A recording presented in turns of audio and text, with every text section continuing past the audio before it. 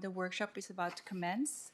Prior to the start of the workshop, I'm going to provide a very shortened protocol for the electronic participation in this committee workshop. The purpose of the workshop is to discuss the draft policies and mapping included in the draft Regional Official Plan Amendment, including planning roles, responsibilities, and processes guide, overview of the PL 2051 Municipal Comprehensive Review, environment and resources policies and mapping responding to climate change, growth management, visualizing intensification and density, settlement area boundary expansion, and housing, including inclusionary zoning. We will hear from Adrian Smith, the Chief Planner, Regional Staff, and Consultants.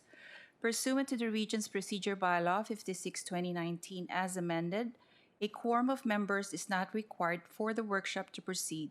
We will not be taking roll call. No decisions shall be made at a workshop. Any matter requiring a decision shall be reported to Council or Committee for consideration, debate, and approval at a subsequent meeting of Council or Committee. The public will be permitted to observe the workshop during the public session. This workshop is being live streamed.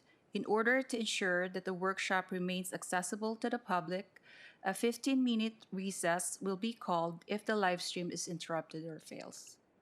Staff will work to get the live stream up and running as soon as possible, and we will keep the committee advised. Thank you. I will now turn it over to Planning and Growth Management Committee Chair, Councillor Parrish. Thank you.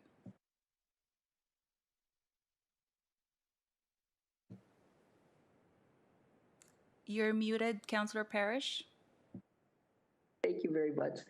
Okay, the purpose of the workshop is to discuss the draft policies and mapping included in the Regional Official Plan Amendment, including planning roles, responsibilities, processes, guide, overview of PL 2051 Municipal Comprehensive Review, environment and resources policies and mapping responding to climate change, growth management, visualizing intensification and density, settlement area boundary expansion, and housing, including inclusionary zoning. As Stephanie has listed, I chose to do it again just to make sure it's firmly in anybody's mind that is watching from home.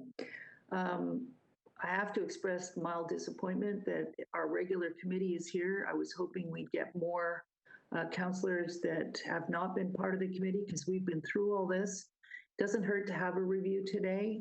Welcome, Ian, and welcome, Stephen, the regulars. Happy to have you both here, but a little bit disappointed we don't have more of our colleagues here.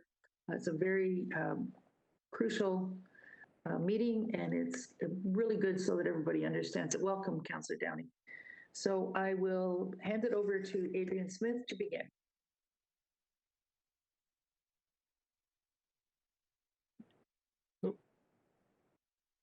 Sorry, just getting my buttons pushed there. I thought we lost you too, and I was.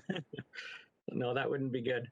So thank you, Madam Chair. So a first item on the agenda, we thought we'd start off with a little bit of a one-page summary reminder of the regional role, and then we could probably put that up in the planning process. And we also, as part of that one-pager, provided 3 examples of how that plays out in implementing some of the newer provincial policy. I won't go through it in detail because it's sort of there as a reminder for us as we go through the material. But in summary, we know the province sets out the provincial policy framework and the requirements under the Planning Act, and the province is the approval authority for our regional official plan amendments, including this municipal comprehensive review. So we know they're ultimately the approval authority.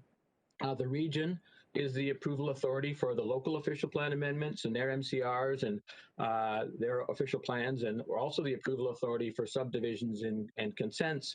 However, in long-standing bylaws in place to delegate local council approval of local official plan amendments, subdivisions, and consents in PL, subject to compliance with regional and provincial policy.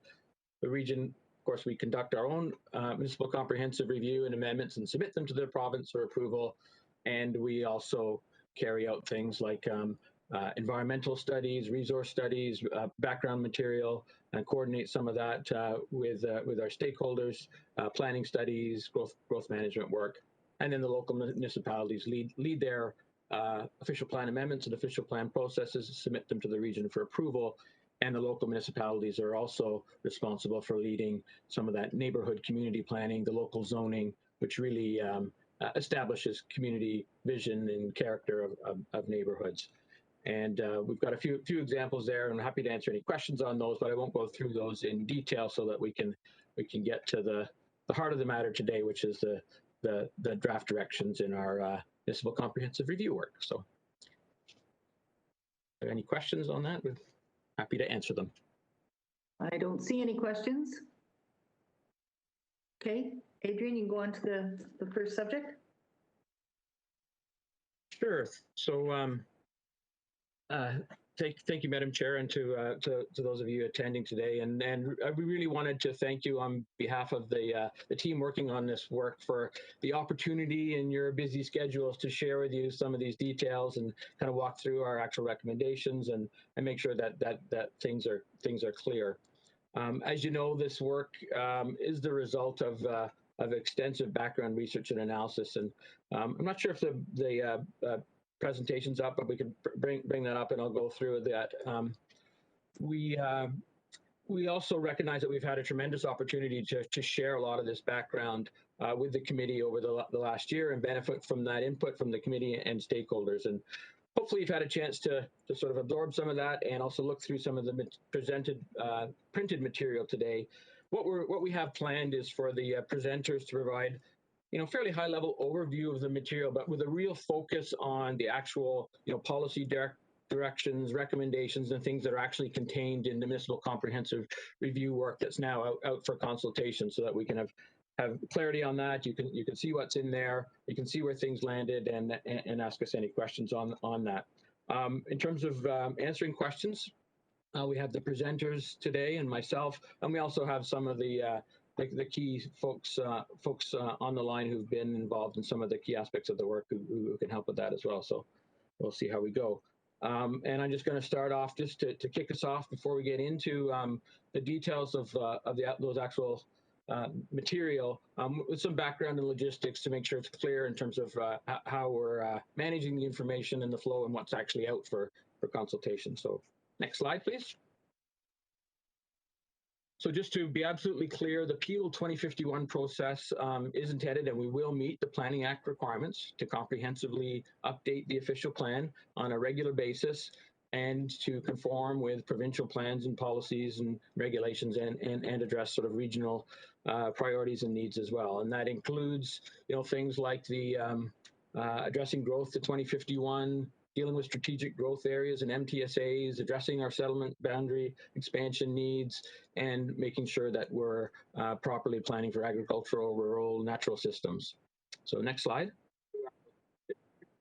And as you know, we've had to respond to changing provincial policy direction during the review, but I'm confident that we have dealt with and responded to all of the current provincial legislation. And we've also circulated this draft material as we're required to, and to meet certain timelines, we're required to circulate this as draft to the province for their comments. And, we're expecting to get those comments back shortly, and we'll see what response we get. But we feel we have worked hard with provincial staff throughout the process to keep them engaged and informed of our work and our directions. And we're pretty confident that we'll get some good feedback, and then we have addressed what's needed. Next slide, please.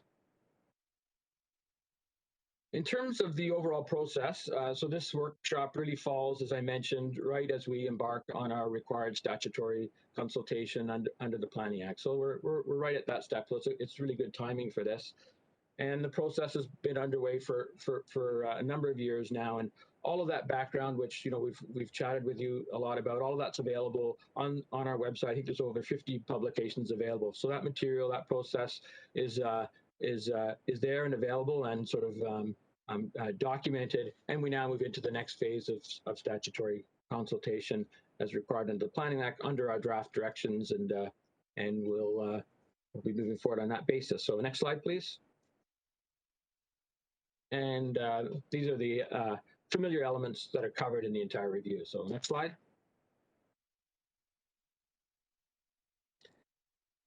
So as I mentioned on today's agenda, really we've prepared summary material on the key policy directions and recommendations. But just to make it clear, as a practical matter, in terms of implementation under the Planning Act, those policy directions and recommendations are really contained in specific draft wording changes to the policies in the regional official plan, contained in sort of the various chapters and sections that you see here. And each focus area has, you know, and through the review, has identified specific changes and recommendations that are contained sort of across the chapters in the official plan. And next slide. So we're going to talk about what some of those key policy directions are, but for anybody who's interested in more detail, summary information is available and all of that. But also, the Planning Act does require that we make the actual draft official plan amendment and the official plan amendment policies available. And so we've done that. We've delivered that through a track changes version of the regional official plan. It's a big document and it's complex, but it is there and it's available for anybody who wants to peruse it or focus in on specific policies. And basically the track changes version is just as it sounds, where we've got proposed new policies, we've highlighted and underlined those, and where we're proposing to replace or delete policies, we've put a strike through so that it's easy for folks to see what's there, what was there, and what's being added, and how that's proposed. So next slide, please. So in addition to sort of the policies themselves, the spatial results and analysis that results from the background work and from the policy directions are also reflected in the official plan in proposed new and updated maps and schedules. And we'll speak to some of those key mapping updates in the workshop today, but all of the official plan updates and maps and drafts are available online as well. And the key figures that we're going to talk about today, we've also made a little bit of a map book available through the tempo box, because we know that you know, it's sometimes hard to if you want to look at something specific, it's hard to either print them or look at them in detail in the presentation slide format. So that that map book, it's the same maps that are here in the presentation, but they are available to council in the tempo box. And of course, for those observing online, they are available online as well as separate schedules, so you can take a look at those. Next slide, please. And just as an example of what I'm talking about here, our research and analysis often includes mapping information. And in this particular case shown on the slide, for example, we looked at various options for evaluating settlement boundary expansion. We've prepared a staff recommended version based on that input that depicts the conceptual recommended settlement boundary expansion, the employment areas and community areas. And we kind of continue to share that conceptual map for explanatory and illustrative purposes, but the actual planning instrument that will ultimately be considered for approval by council and the province are the various schedules of the official plan, and we've translated those recommendations into actual lines on the official plan schedules. And next slide. And here's a couple of examples, and in particular the one on the left where the settlement boundary expansion area is now shown sort of proposed on the regional structure schedule, and the one on the right there is our major road schedule from the official plan. Next slide, please. So the key policy themes included in the draft official plan that we'll kind of touch on in the presentations today are shown on the slide here. And as I mentioned previously to the committee, I'm confident that the recommendations provide a strong evidence-based framework to guide Peel's long-term planning and respects the results of our consultation and properly respond to the uncertainties that we have and meet the provincial requirements. And I'm looking forward to this next stage of formal engagement now that we have these recommendations to move forward with. And next slide. And just specifically on the next steps of that, we do have the formal open houses scheduled next week, it is, and we've got our statutory public meeting scheduled on November 4th, and we're exploring opportunities in November for managed in-person events. It's something we're looking to try and achieve. And of course, following the consultation, we'll be considering all the input received and bring forward our staff recommendations to our Planning Growth Management Committee and to Council, planning for Q1 2022, so earlier in the new year. So that completes kind of our overview to orient us in terms of some of the mechanics and logistics of where we're at with this before we get into the details of the policy area content, and happy to answer any questions on that if there is any, or jump to the 5 topics. So I can see a couple questions. Sure. Ian, do you have, Councillor Sinclair? Yes, thank you. More of an observation and comment that the whole process and reports and so on seem to lack a people focus. And Ian, I think you have to turn your screen off. this is There's your bubble. targets, lines. Better? Yep, better. Start again, please. Can't hear me? Yep, I can hear you. Yes, Okay. The overall plan, process, and content so far seems to lack a people focus. It's very mechanical, focused on conformity, targets, timelines, and so I find it just quite disconnected from how we're going to people will lead successful lives and thrive in the context of feel and the natural environment. That's an overall observation that makes me feel uncomfortable with the process. Thank you. I know it's not a easy thing to do. Adrian, do you want to comment on that or just let it go by? Through Madam Chair, I would like to just make a comment on that. I think absolutely, Councillor, thank you for the comment and the question. I think that there is a mechanical, policy-driven conformity element to this that by I guess necessity it takes up a fair amount of oxygen and that. But I can assure you that some of those people elements, the folks doing the work are very much aware and cognizant of that.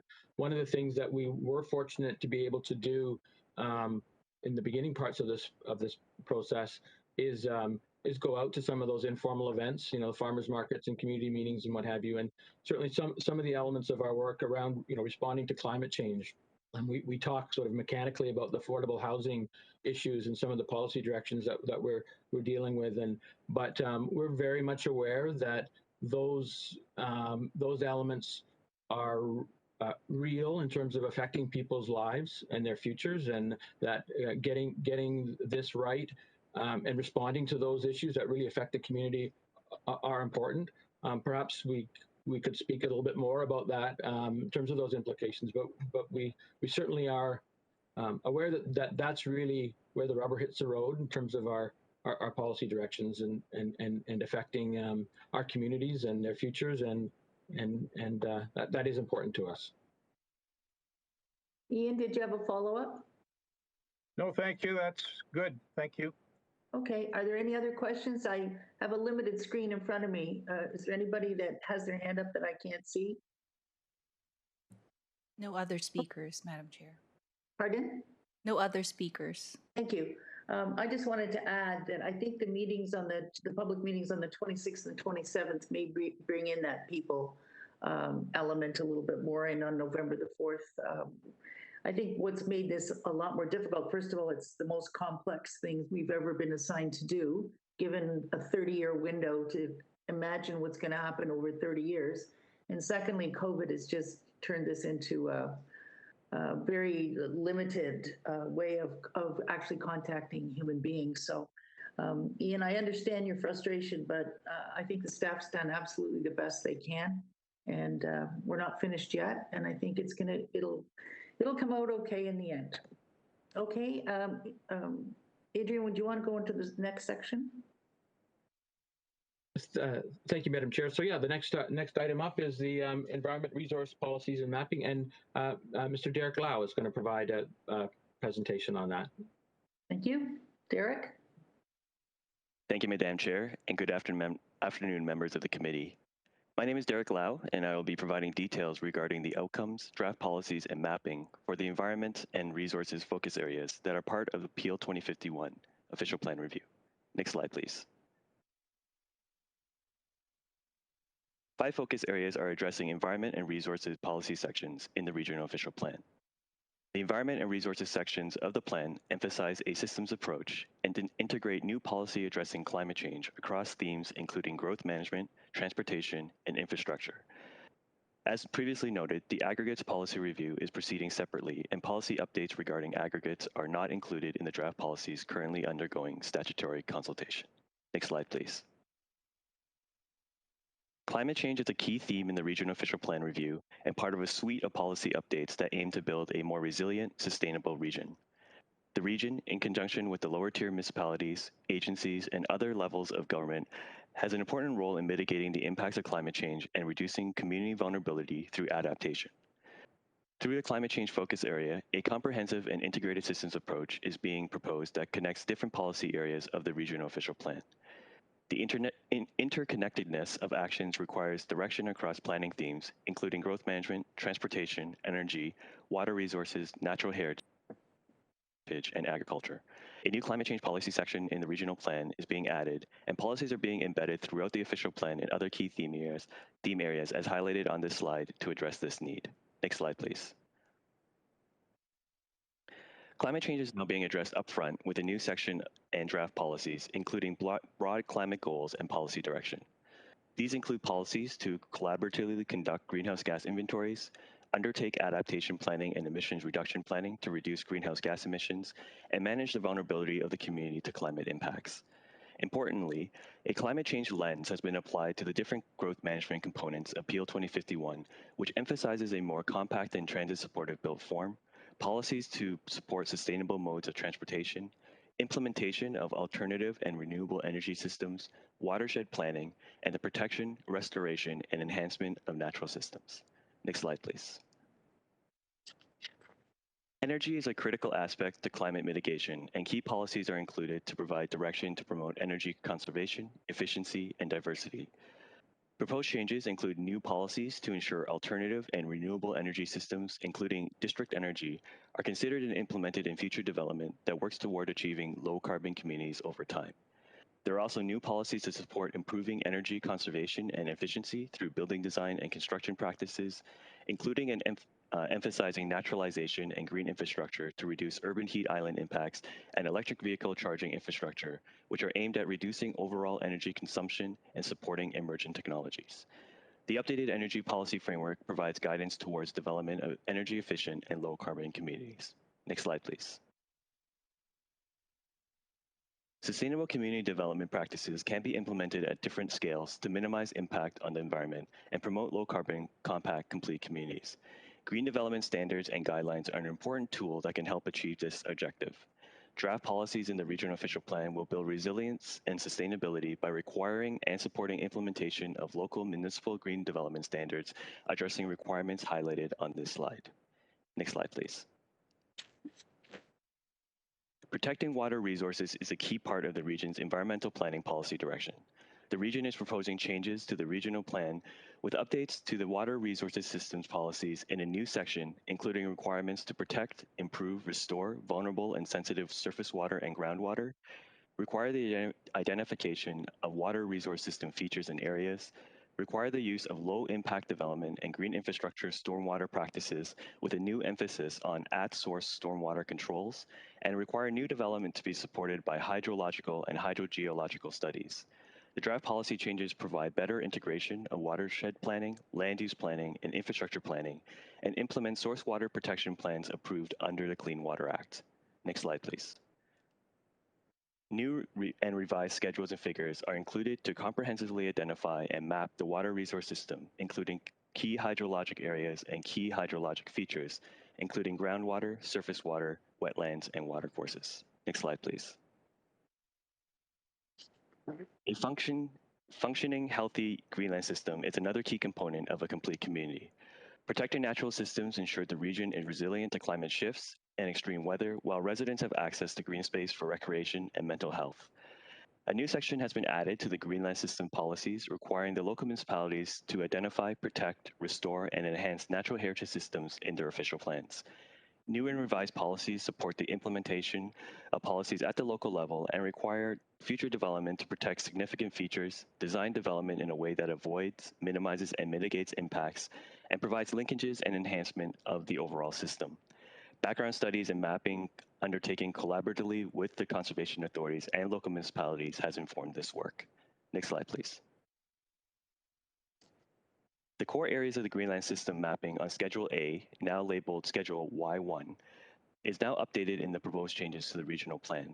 The core areas of the Greenland System identify provincially and regionally significant features and areas, and the updated changes reflect changes to provincially significant wetlands and escarpment natural areas mapping. Several new figures are also included. Although these figures are not formally part of the regional plan, they are included to provide a reference and illustration of the overall Greenland System components in Peel that are implemented through both the regional and local official plans. As part of the consultation materials, an online web map has been developed which enables landowners and residents to zoom in and out and view the mapped Greenland System in detail. Next slide, please. Protecting farmland, conserving agricultural soils, and addressing local food security are all objectives in the regional plan. Key changes to the agricultural policies in the regional plan include new definition and permissions for agricultural, agriculture-related, and on-farm diversified uses. Supporting policies for urban agriculture and improving access to locally grown and healthy food are also included. Next slide, please. A new schedule to the official plan is proposed that will map the rural system, including the prime agricultural areas, plus the rural lands and other components. Provincial policy requires municipalities to designate prime agricultural areas in their official plans in accordance with provincial mapping. The provincial mapping of prime agricultural areas has been refined based on the local LEAR study and included on a new schedule identifying the rural system, including rural lands that together identify the agricultural land base for the region. Next slide, please. Continuing the theme of building a resilient region, the next series of slides provides details on how a climate change and environmental lens has been applied and integrated into the growth management and settlement expansion study. Key policy updates have been embedded throughout the regional official plan in key theme areas as highlighted on this slide, as well as new policies developed for new community areas which support the goal of building a resilient region. Next slide, please. As mentioned, a climate change lens has been used to integrate climate change and growth management, transportation, and housing to inform the overall growth management work, which supports a comprehensive and integrated approach for the municipal comprehensive review. This work supports the shift towards intensification to accommodate a significant amount of growth in existing built areas, the requirement for higher density housing stock, and minimum density targets for new greenfield areas, which together support the development of compact, mixed-use, and transit-oriented communities. Updated regional plan policies also support the shift of moving people by sustainable modes of transportation, such as walking, cycling, transit, and carpooling, that will help reduce greenhouse gas emissions, as well as the requirement of green development standards previously discussed, which focuses on how the region will develop. Next slide, please. A climate change and environmental lens was also applied to the settlement area boundary expansion study through technical studies to inform not only where, but how new community areas should grow to be better adapted to a changing climate. A number of technical studies with climate change and environmental components, as listed on this slide, supported the SABE expansion work and provided the basis for draft policies in the regional official plan for new community areas to address both climate change adaptation and the reduction of greenhouse gas emissions. An energy and emissions reduction study specifically addressed energy planning, listing opportunities and requirements for alternative and renewable energy systems in new community areas. New policies have been developed to require community energy and emissions reduction planning to achieve net zero low carbon communities over time. Next slide, please. The scopes of watershed study completed as part of this SABE has recommended no net loss of key features and identified a preliminary natural heritage system with linkages and targets for enhancement. The study provides the basis for identifying takeouts for the SABE and ensuring sufficient lands for growth and natural heritage planning are provided. New policies for community areas in the regional official plan will require refinement and implementation through detailed subwatershed studies at the local level. The implementation of these policies provides management of water resources, recognizes the importance of a robust and connected natural heritage system, and builds on the valley corridors that connects the Greenbelt to Lake Ontario through Brampton and Mississauga. Next slide, please. An agricultural impact assessment has also been supported the SAVE study and provided input into the final SAVE boundary recommendation. This study ensured that alternative locations for settlement expansion have been evaluated based on avoiding, minimizing, and mitigating impacts on the agricultural system. Draft policies for the 2051 new community area implement recommendations of the agricultural impact study and will require additional agricultural impact studies as part of secondary planning. Next slide, please.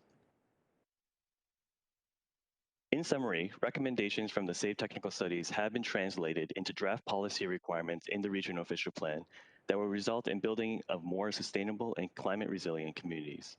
Examples of policies are highlighted here on the slide and include requirements for greenhouse gas emissions reduction planning and climate change adaptation planning, including the building of more compact, complete communities that are resilient, walkable, and transit supportive, supporting the achievement of net zero and low carbon communities over time, and protecting the natural environment and mitigating the impacts to agricultural operations.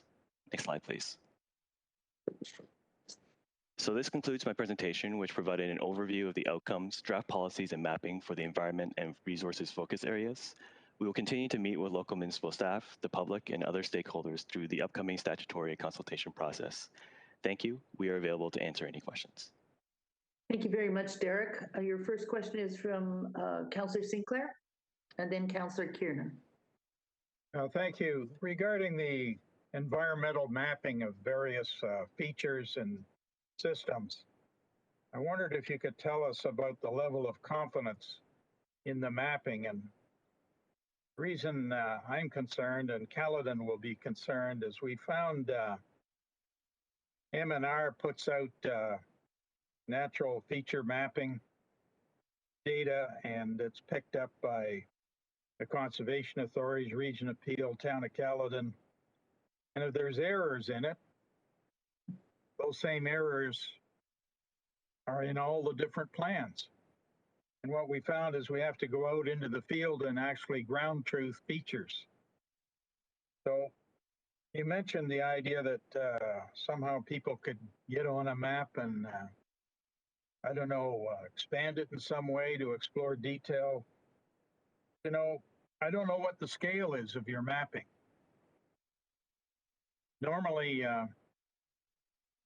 land use planning maps are at 1 to 50,000, and then you get down to site level at 1 to 2,000 and so on. So can we have some conversation about that?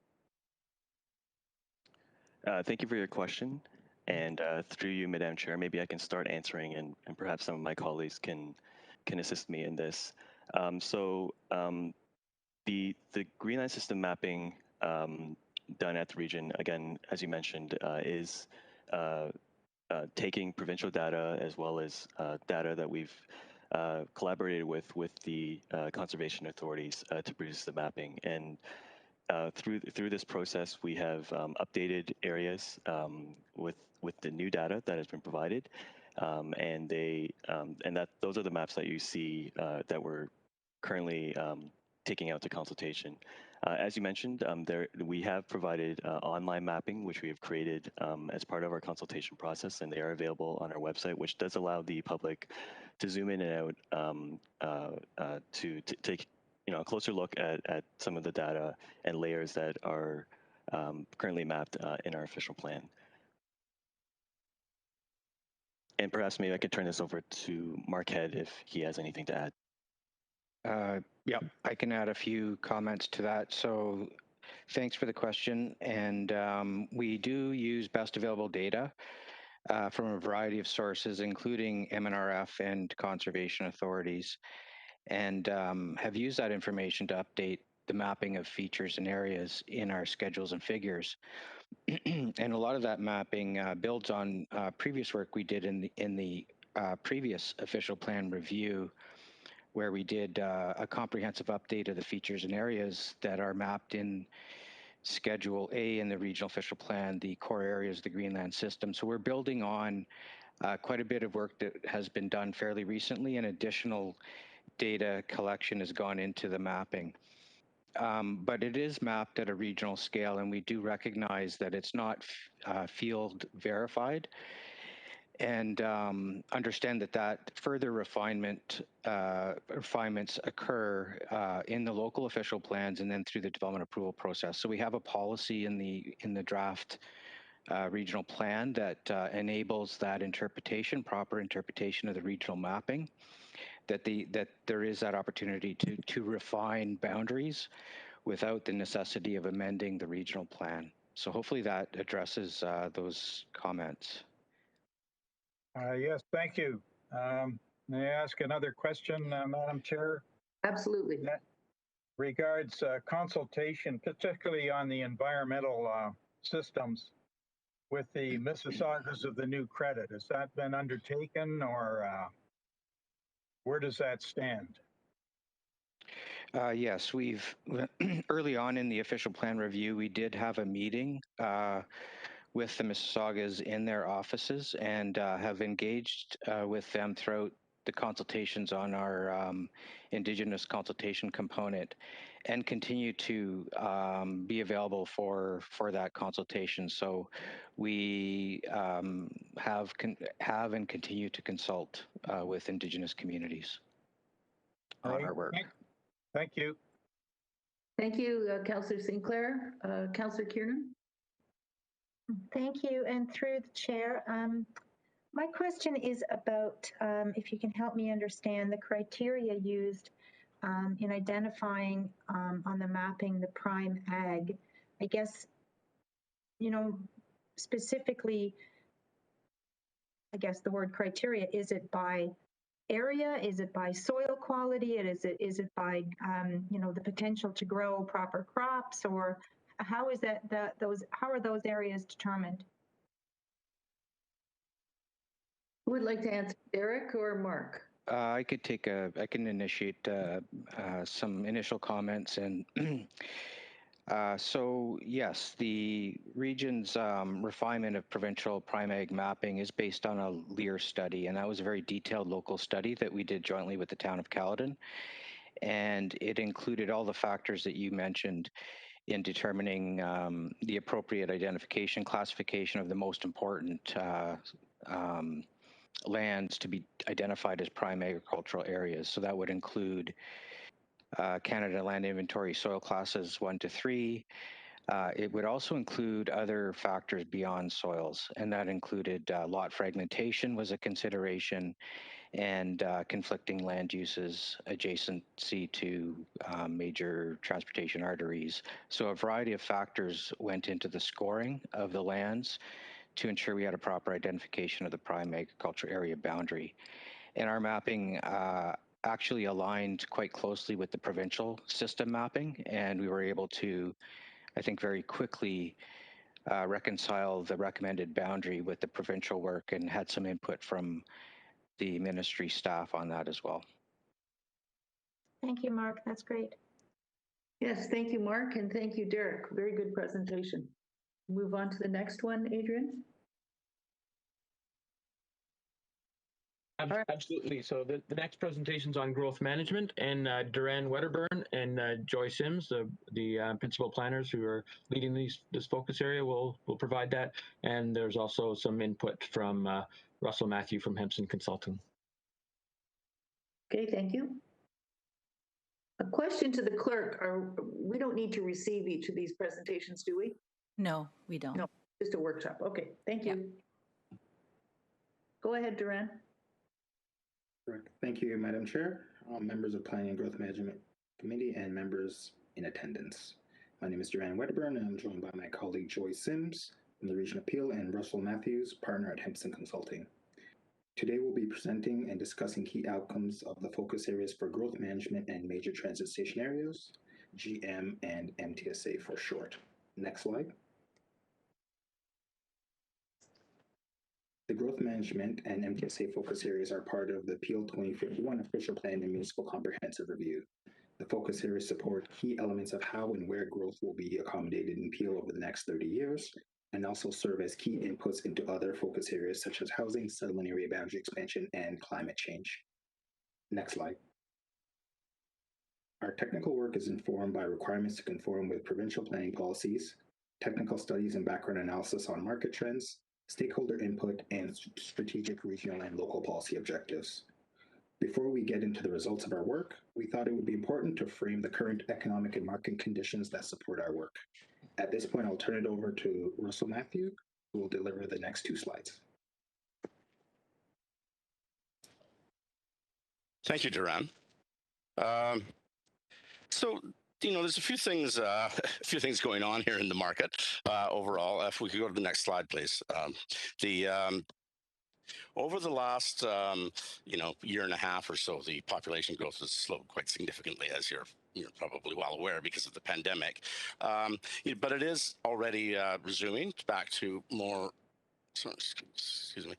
Back to more normal levels that we had in the previous years. And in fact, the national immigration target now for 2022 is about 400,000, which will be the highest level into Canada since 1913. So back to the days of Prime Minister Laurier and giving away free land, like it's to that level again. So this is quite important.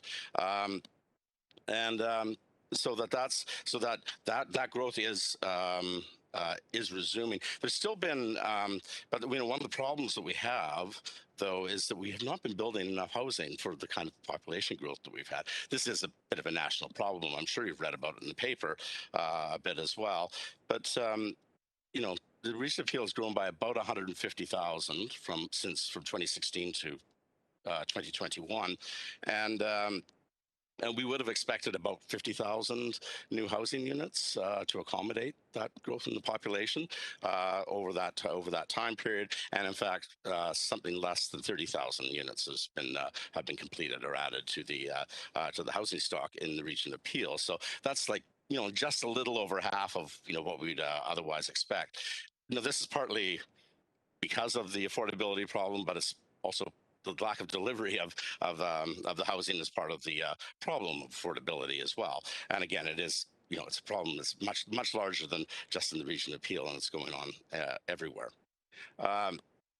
The other thing that is occurring, and I know that one of the delegations at the Growth Management Committee meeting the first part of it, or one of the received elements, was concerned about the number of people moving out of the region of Peel, which we call Intra-Provincial Migration. So, but this has been something that's been going on for a long time. People from Peel moving to, Dufferin, Guelph, Wellington County. In recent years, it's risen quite a bit and so there's actually, a great deal of growth going on in places like Grey and Bruce and Oxford counties. And, a lot of those people are coming from Toronto and Peel and York and Halton and the like. But, a lot of this is still in the normal course of how places grow. The region of Peel, much of the growth over the years has been people moving from the city, what's now the city of Toronto, into the region of Peel, and that's been the origin of the growth. So, it is a bit of the process of things moving out. So it shouldn't be too concerning necessarily, but it does, it is an impact of the housing market.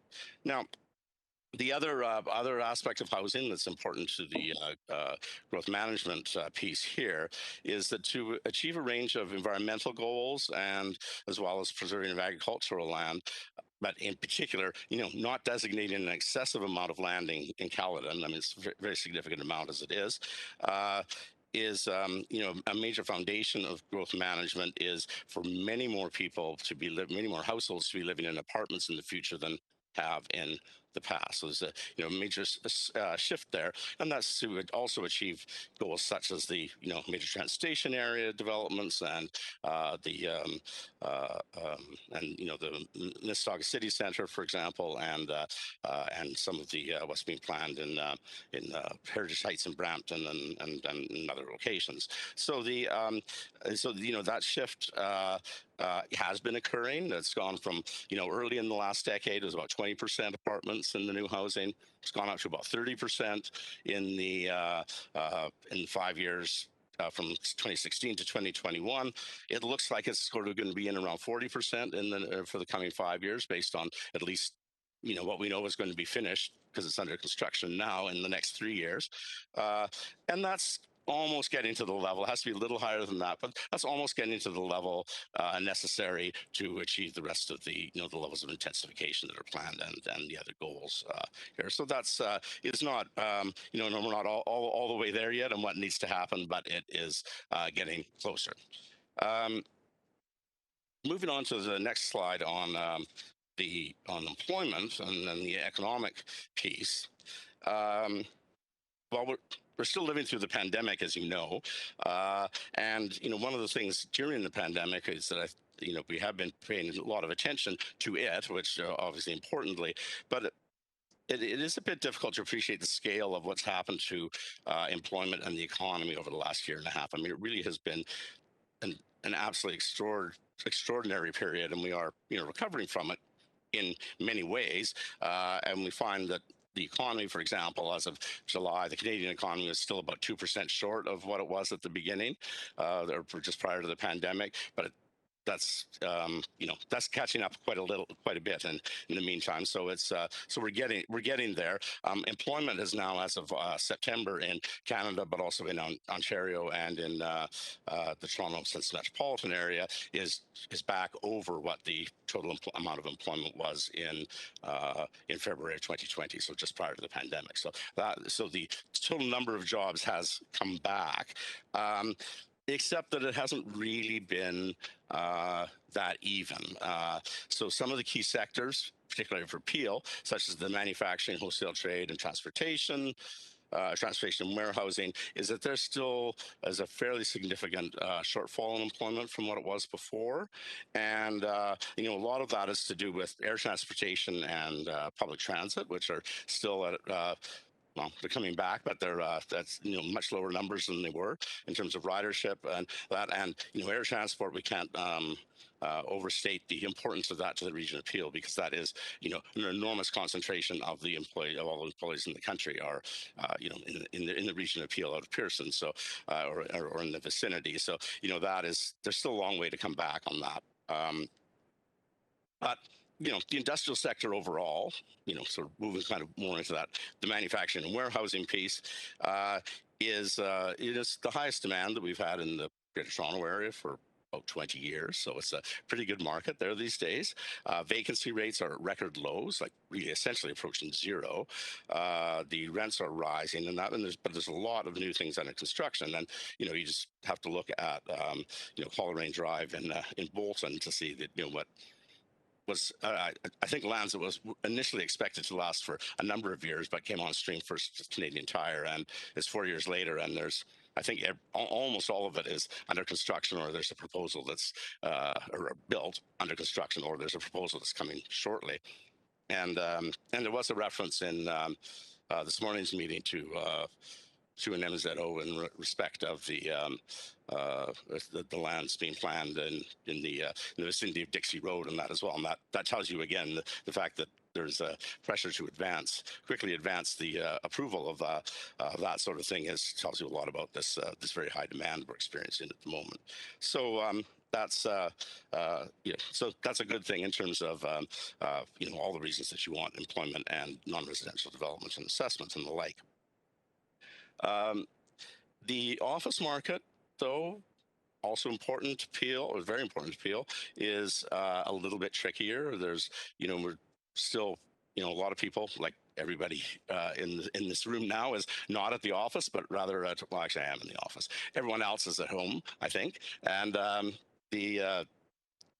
and we'll be it's still a while yet before we return to the office. We don't know how many will, but it should be, we're expecting it should be most and that. So it's, it's still uncertain as to how all of this will play out. But we don't expect an end to the office market, put it that way. So we're,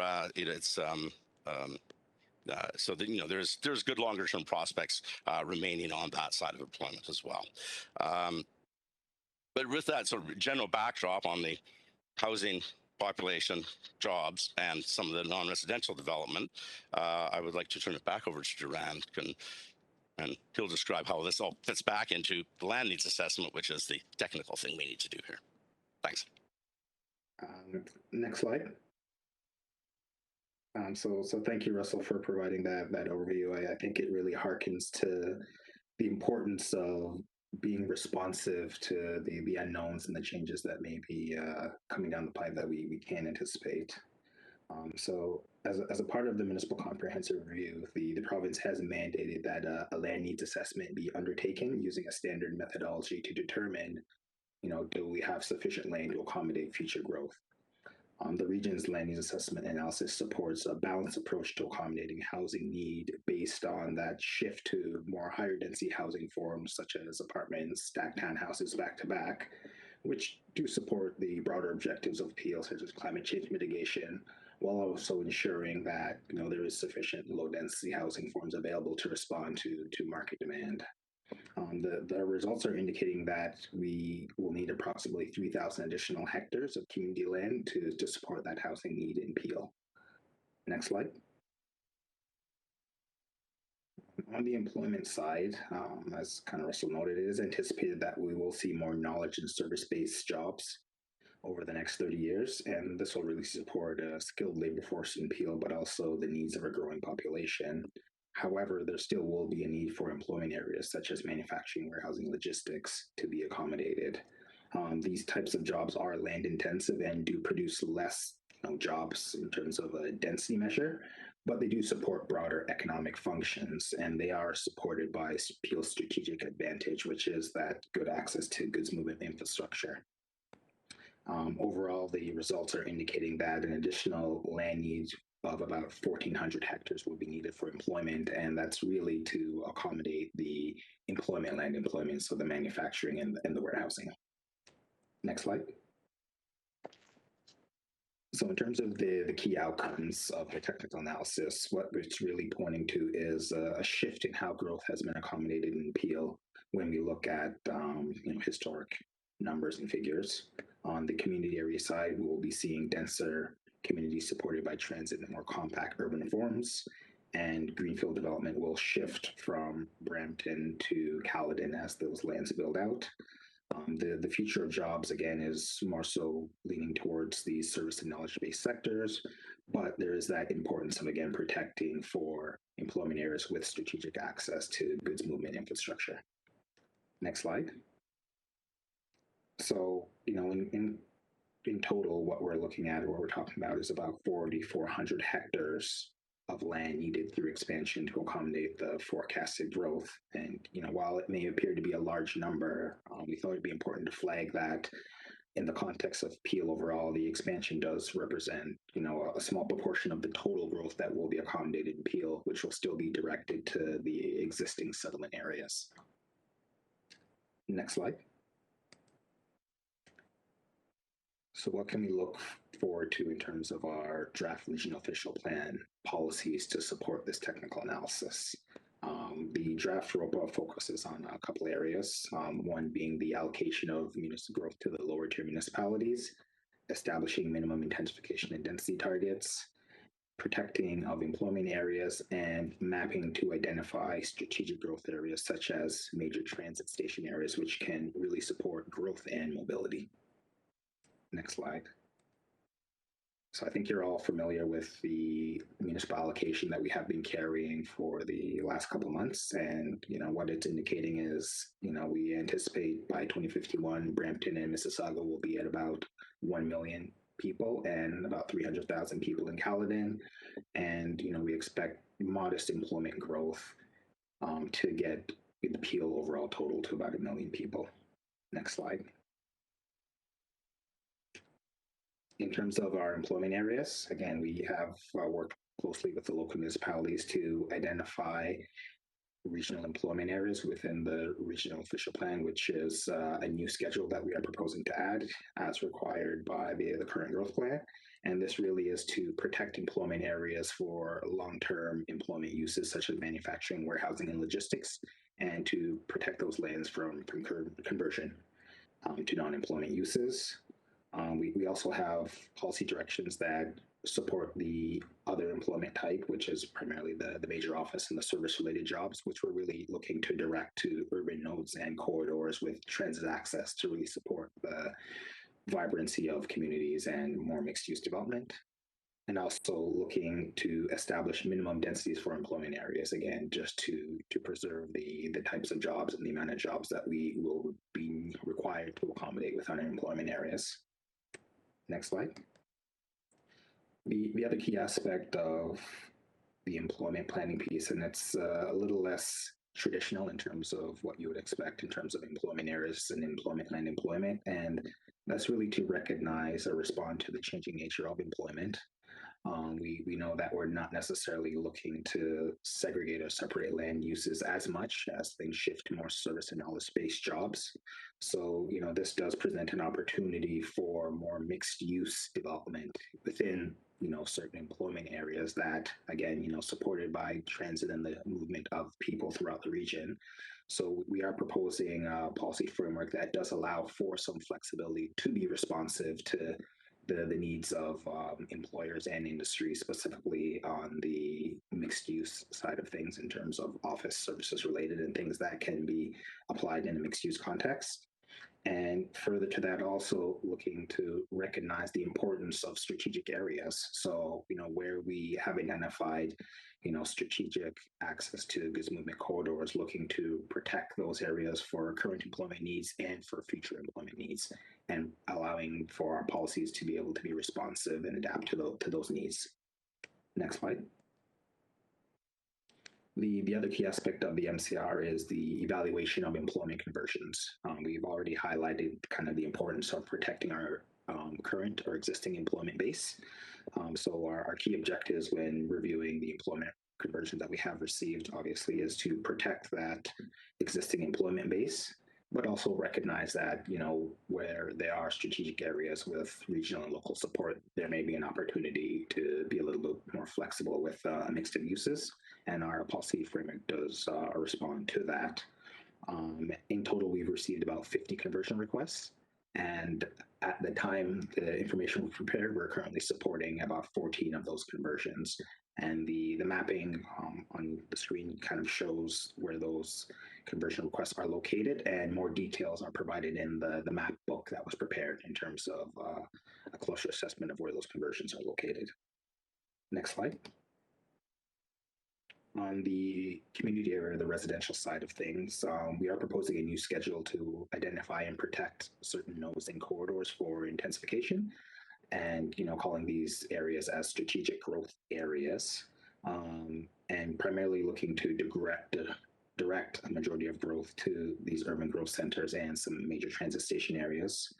And these areas will really support achieving some of the intensification objectives of the province and the region, and kind of pointing to, as Russell noted earlier, really looking to direct more of the higher density growth to these areas. And further to that, we also recognize that planning work is currently being undertaken, so having some policy direction that supports the establishment of new nodes and corridors, specifically in Greenfield areas that are being planned. Next slide. And just on these strategic growth areas, just wanted to reiterate that much of this work is adopted or taken from the local official plans or local official plan studies. So in recognizing, where urban growth centers have already been identified in Mississauga context, looking at the major and community nodes. In the Brampton context, looking to reflect the Brampton 2040 vision, and also, bringing up those opportunities to bring in and support some of the good work being done on major transit station area planning. And on that note, I'll turn it over to Joyce Sims, who will provide a little bit more details on the work that we have been doing around major transit station areas. Can we pause, because I have a couple of questioners. It might be good to question now before we go on to the next one. First, Councillor Dasco, and then Councillor Sinclair. Thank you, through the chair. Just wanted to ask, the demand that we keep hearing and we see all the time versus what we have built and what's coming down the pipeline.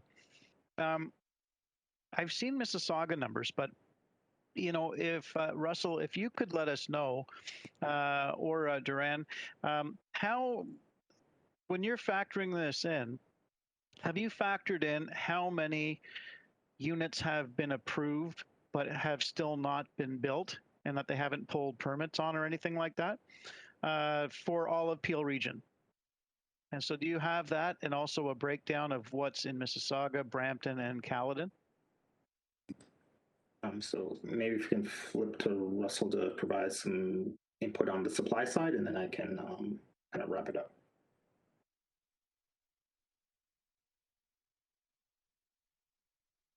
It would help if I unmuted. The first part of your question is that what I was describing was the population growth that has occurred and the housing that's finished. So that is an important relationship there without regard to what is being built. So that's really what we're talking about there. We do, of course, look at what is being built, and that's is where I suggested there will be about 40% apartments, say, in the coming 5 years, and that's really based on the fact that a lot of those are, at least on the apartment side, a lot of them are under construction right now because it takes 3 years to build some of the larger buildings, 3 or 4 or 5 years even. So we do take account of that, and there is an expectation of somewhat higher housing growth in the coming 5 years than the last 5 years, but it still doesn't quite look like it's or it's not yet shaping up to be sufficient numbers or to meet the demand from the population still, and that's largely to do with the affordability piece. They're just the new homes have just not been selling as well as they might, mostly because there's a lot of people just can't really afford them. So, Stephen, do you want any more? Yeah, actually, that really we can provide the data, not answer right my question. Yeah, maybe. Yeah. My apologies. It really doesn't touch on that. I get your that's real macro stuff, but what I'm more concerned with, because this plan is for Peel, going forward, and not just for a few years. I mean, this is for a long period of time. So I want to know that the assumptions that we're putting in here are actually accurate. So this is what I'm getting at. Does anybody have on this call right now what we have approved yet to be built? Duran. All right. Thank you. Yeah, maybe if I can just add to what Russell provided. So in the analysis that we do undertake, we do factor in development applications that are at varying statuses of the approval process. Obviously, we recognize that in often cases, what is proposed is very different from the final situation in terms of what's actually built or constructed, or what's approved by local council, essentially. So we do factor in the quantum of the different applications at different stages, and we do factor more so the applications that are in draft approved conditions in terms of our supply. So we recognize that applications have been proposed and the type of units that have been proposed, and that's factored into our analysis in terms of determining how the forecasted growth is going to be accommodated. So I think that should answer your question, but if there's a point of clarification, I can definitely assist. Yeah, that does get at it. I'm just curious as to see. Are you able to send over any numbers for us, because that would be really quite helpful. Yeah, we can take back kind of the application data that we do have to support our work.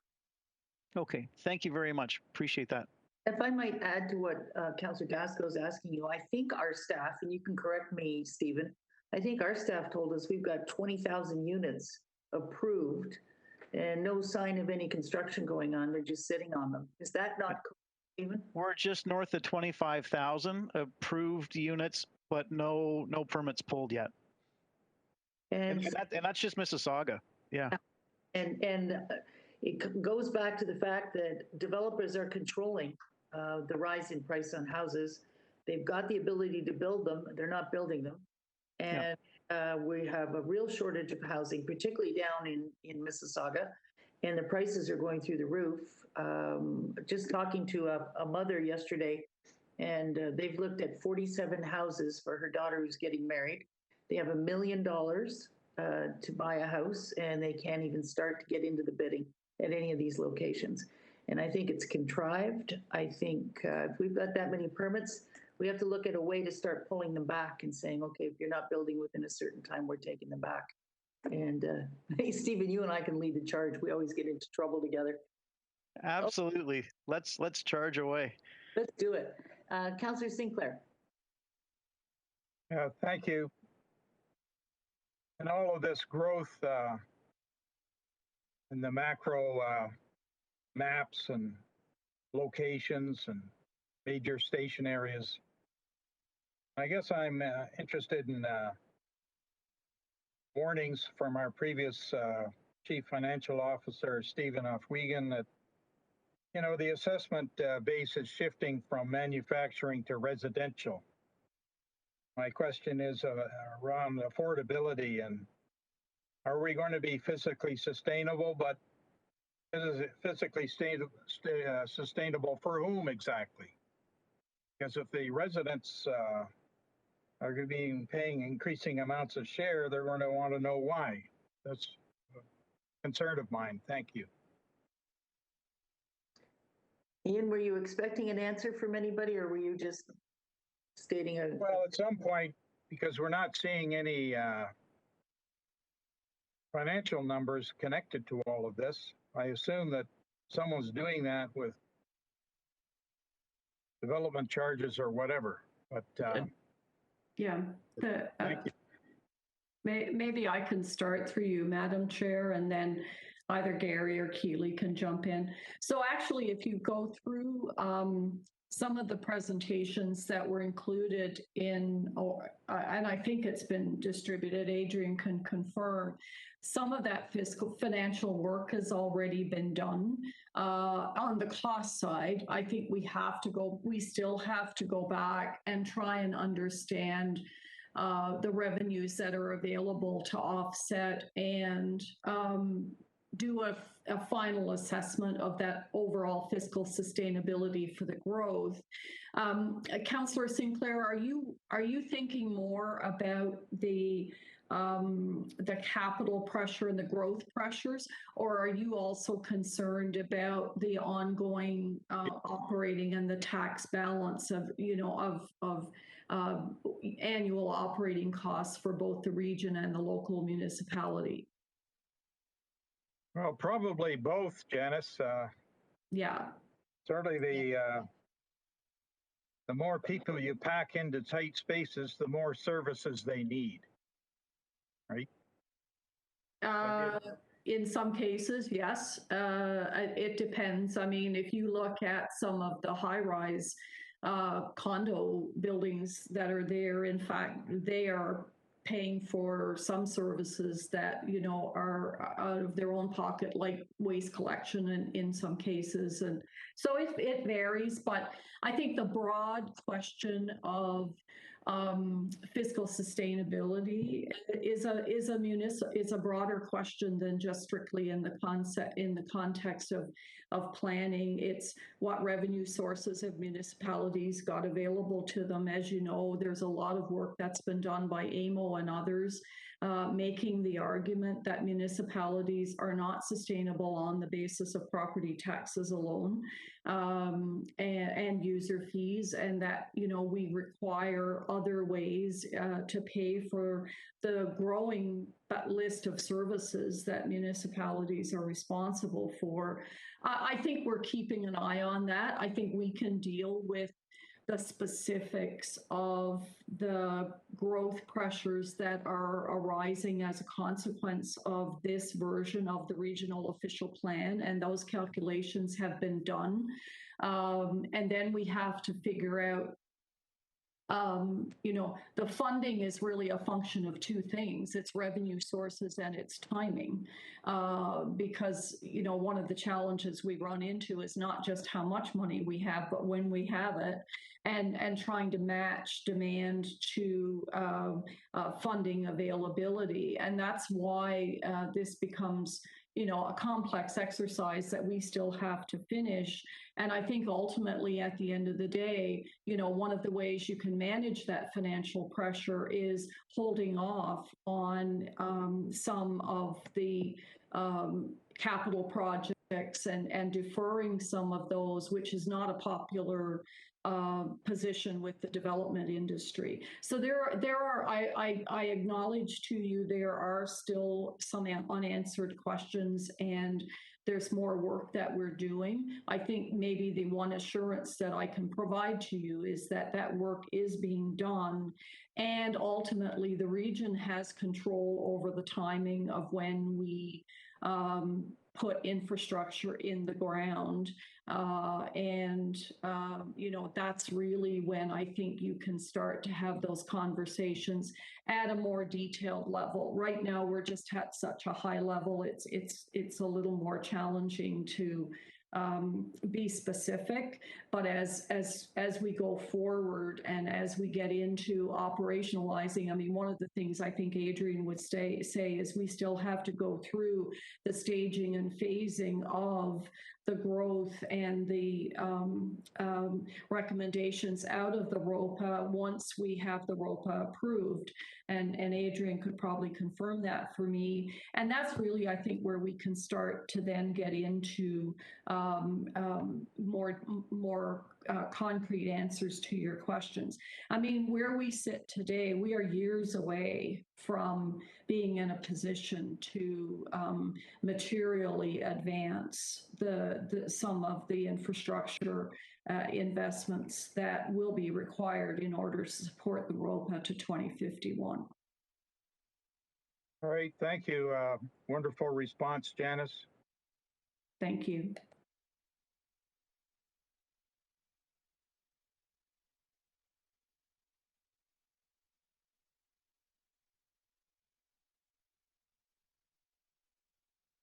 Sorry, Alan, go ahead. I'm sorry, I was muted again. Yeah, so I got a question both for Duran and Russell. I've had a number of businesses, prospects coming to the town here, and what they're looking for, it's all tied to the intelligent manufacturing and just-in-time manufacturing. Right now, as you watch the markets, China's basically declared war, and you look at the containers now are moved from $3,000 that was last year at this time to about almost 80+ thousand now for the same container. You know, not everybody's like Canadian Tire where you can buy your own shipping lines, and Walmart's trying to do the same. But what's happening is the manufacturing's coming back, but it's coming back different. We're not going to be paying somebody to wind a nut on a bolt, but the intelligent manufacturing, what the businesses are looking for, it's not the access to water or gases. What they're looking for is linking onto fiber where they can get 5 to 10 gigabytes. So what I'm saying is they're calling it disruptive change in the supply chain. And basically, China's declared war without firing a shot, but this is their way they're doing it. But what it's done is the whole industry, you can see you can't even buy a car, you can't get anything at this point in time. And we're smart businessmen here in North America, and we realize that things are going to change, and it's going to change extremely fast. I guess my answer back to you is, I know we try to fit everything in a box. The industry is changing at lightning speed. What can we do when we develop these policies that we can make them adaptive, that we can adapt to this? Because they say over the next 5-6 years, you're not going to see warehousing. What you're going to do is smaller units where you have a lot of startups where they can, people are paying rights to CAD drawings and being able to manufacture a part for any machine company, car company, or whatever it is, or truck industry. A lot of the stuff is going to get a return here. There's going to be a huge demand for robotics, and along that whole Six Sigma training, there isn't enough kids coming out of college and university right now with the skill set to fit the need that's going to be required. The Scandinavians are way ahead of us at this point. We're going through an official plan. We're looking for the next 30 years. What are we doing to adapt to supply the need in the supply chain going forward? And I know you're looking micro and macro, and I'm not wanting to get micro, but I know we're trying to develop policies or whatever, but have we looked at those trends that are coming at us in a tidal wave? Maybe I can start on the policy side of things.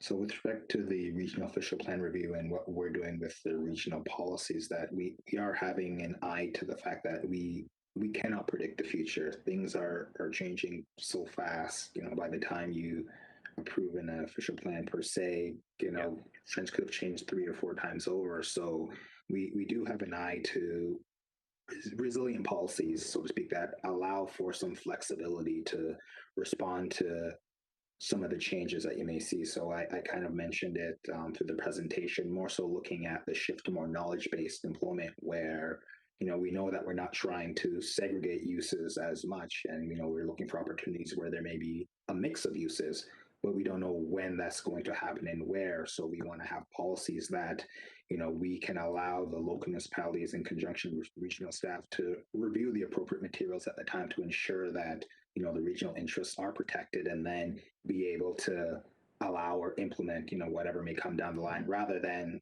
saying absolutely this must happen here and closing the door. You can't do it again until another MCR, another five-year review. We're trying to allow for the flexibility to be responsive, and also working in concert with the provincial requirements as well, which we know are probably a little bit more stringent. So we are trying to find the flexibility, and as the local municipalities do their work, I'm sure they're going to come across the same information. Trends are changing, and your land use policies will need to be responsive to the fact that change is occurring, and allow for the technical analysis to support good planning outcomes.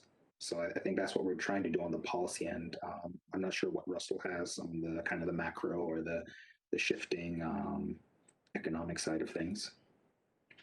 Well, I suppose there's two aspects. So really on the policy work, is that all the kinds of things that you're describing, I mean, it still would be occupying, buildings of the type that we build, and that and all of those are would be permitted within these areas. So there's nothing, the fact that we've only been building distribution centers for the last number of years doesn't mean that that's the only thing you're allowed to build, of course. So so that the development industry, one would expect, would be responding to this through their development proposals and subdivisions in order to provide the right kind of building space, should it be somewhat different from the than what they've been doing to date. So that there's nothing in policy kind of preventing really any of that. There is, but behind this, there is a forecast of the land need and the employment, and one of the things about that is that it was never expected that it was going to be all distribution throughout all of this area. Is that it was the density is the employment density assumptions, and really the amount of land itself is does mean that there's an expectation for a wider variety of uses than, again, just the distribution centers that have been built in the last few years. Now there still is a lot of demand for that, and there will be plenty of it, but it is incorporated into the planning for this, that there will be some of this other kind of manufacturing and the reshoring insofar. Like, if the degree which it's occurring for all the reasons you describe is that's actually a really great thing for the industrial market and for assessment and employment and all of that. But I'm also even noticing the industrial buildings or the distribution buildings are wanting to go to 160 feet now. One, because of the technology, they can do that. But also they're looking at square footage and paying for land, and for the development charges, they're intensifying, they're going up, right? Yeah. It's not just residential, but business is doing the same thing. And I think China's done a really good job of that over there, is they got multi-floors, and I see that maybe that's what's being incorporated here. And that's going to be a tough adjustment for us, especially for fire protection, and it's going to be a lot more demands that we haven't occurred for, like water safety, sprinkler safety. We're going to need more capacity. Have we really? I don't know if we've really understood what the demands are and what this new industry is going to look like. Yeah, 160 feet. I haven't heard the 160 feet before, so that's we got a proposal. But there are. Oh, okay. But there certainly are a number of proposals and things under construction here and there that are into the 80 feet range, which is double.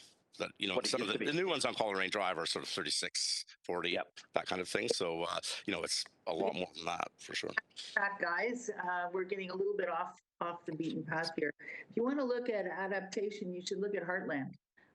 Orlando Corporation puts up massive buildings, and they tear them down faster than you can blink an eye, and they put something else in there that's adapted to what they need. So I think they should be called in one of these days, and we should have a good look at their the way they do their buildings. I think we have. Carolyn, it is, and they got a special policy that we can't implement anymore, and that's what I'm just saying. We need to look at everything we're doing so we get it right. But that's a really good example, excellent example, Heartland. Perfect. Let's go on. Thank you, gentlemen. That was good. Who's next? Duran, are you back? So it's a continuation of the presentation, and I'll turn it over to Joy to take us through the work being undertaken on major transit station areas. Thank you, everybody. We can actually move to the next slide. Yeah, so as a continuation of what Duran was speaking about in terms of planning for strategic growth areas, our major transit station areas, or MTSAs, are a key component of the strategic growth areas in the region, and they're going to direct where a significant amount of growth and intensification will actually take place. MTSAs are protected to support higher densities and a mix of land uses, and they're really supposed to be walkable and served by higher order transit. It's really the core of them. So MTSAs are identified on draft schedule Y7 on the right side of the screen and fall under 3 classifications. Primary and secondary MTSAs in green and yellow are delineated and have more specific implementation requirements, which are demonstrated on the next slide. So we can move to that one. So the MTSA classification framework is presented on draft table 5 of the regional official plan, which outlines the pertinent details for every identified MTSA, and kind of an excerpt of that table is on the right side of the screen. Primary and secondary MTSAs have minimum densities set at the regional level. Following the Peel 2051 MCR, local official plans are required to be updated to implement MTSAs with as-of-right transit-oriented land use permissions. This will support achieving the minimum density calculated across each MTSA. Local official plans can also specify building heights. Next slide.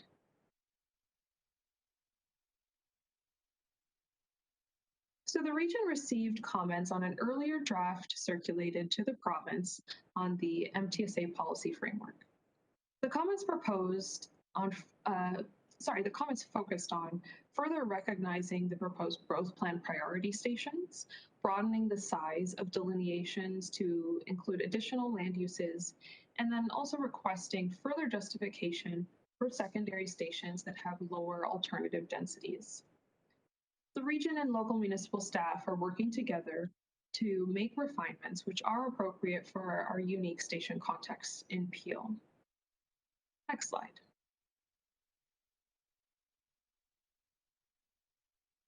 So the MTSA policy framework continues to be reviewed and refined with input from our stakeholders. The Queen Street Bus Rapid Transit Corridor in Brampton is one example which is under evaluation to determine if more stations are ready to be delineated as primary or secondary MTSAs. The BRT connects downtown Brampton to Vaughan, but also intersects the airport and Highway 50 employment area. So with kind of these different considerations, local land use studies are underway, and they're going to inform our future updates to the policy framework. Next slide. As another example, the linkage of the Eglinton Crosstown West LRT from Toronto to Pearson Airport, as shown in yellow on the slide, is being studied by Metrolinx. Regional and local staff are monitoring the status of the project and are considering identifying the stations as planned MTSAs.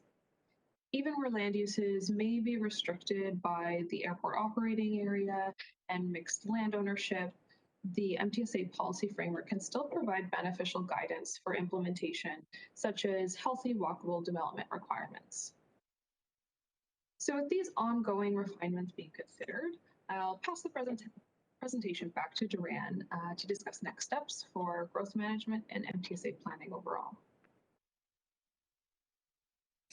Thanks, Joy. So just to kind of wrap up, so really the technical analysis that we've shared with you and the policy directions proposed really support a shift in how growth is accommodated in Peel to more compact urban forests that are supported by transit-oriented build forms and transit-oriented development to really support the movement of goods and people within the region. The approach balances responding to our provincial policy requirements, regional objectives such as climate change, and an acknowledgement to the market demand requirements. The region will continue to engage with the public and stakeholders on our draft policy work, including continuing to receive and evaluate employment conversions, and also following up with the province on the major transit station area comments that they have provided, as well as potentially delineating additional stations, as Joy has highlighted in the MTSA work. Comments and feedback received from the public and stakeholders will be incorporated into the next update. So we thank you again, and we'd be happy to take any additional questions from the appropriate person.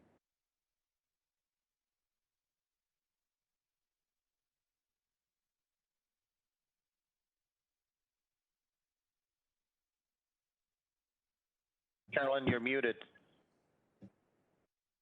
I keep doing this because I'm chomping on an apple. Thank you, Duran, Joy, and Russell. I don't see any hands up. I really appreciate your presentation. You did a good job and a great job answering the questions. We'll go on to the next one. So the next presentation is visualizing intensification and density, and Tara Bonpensiero will be delivering that presentation. Thank you, Adrian.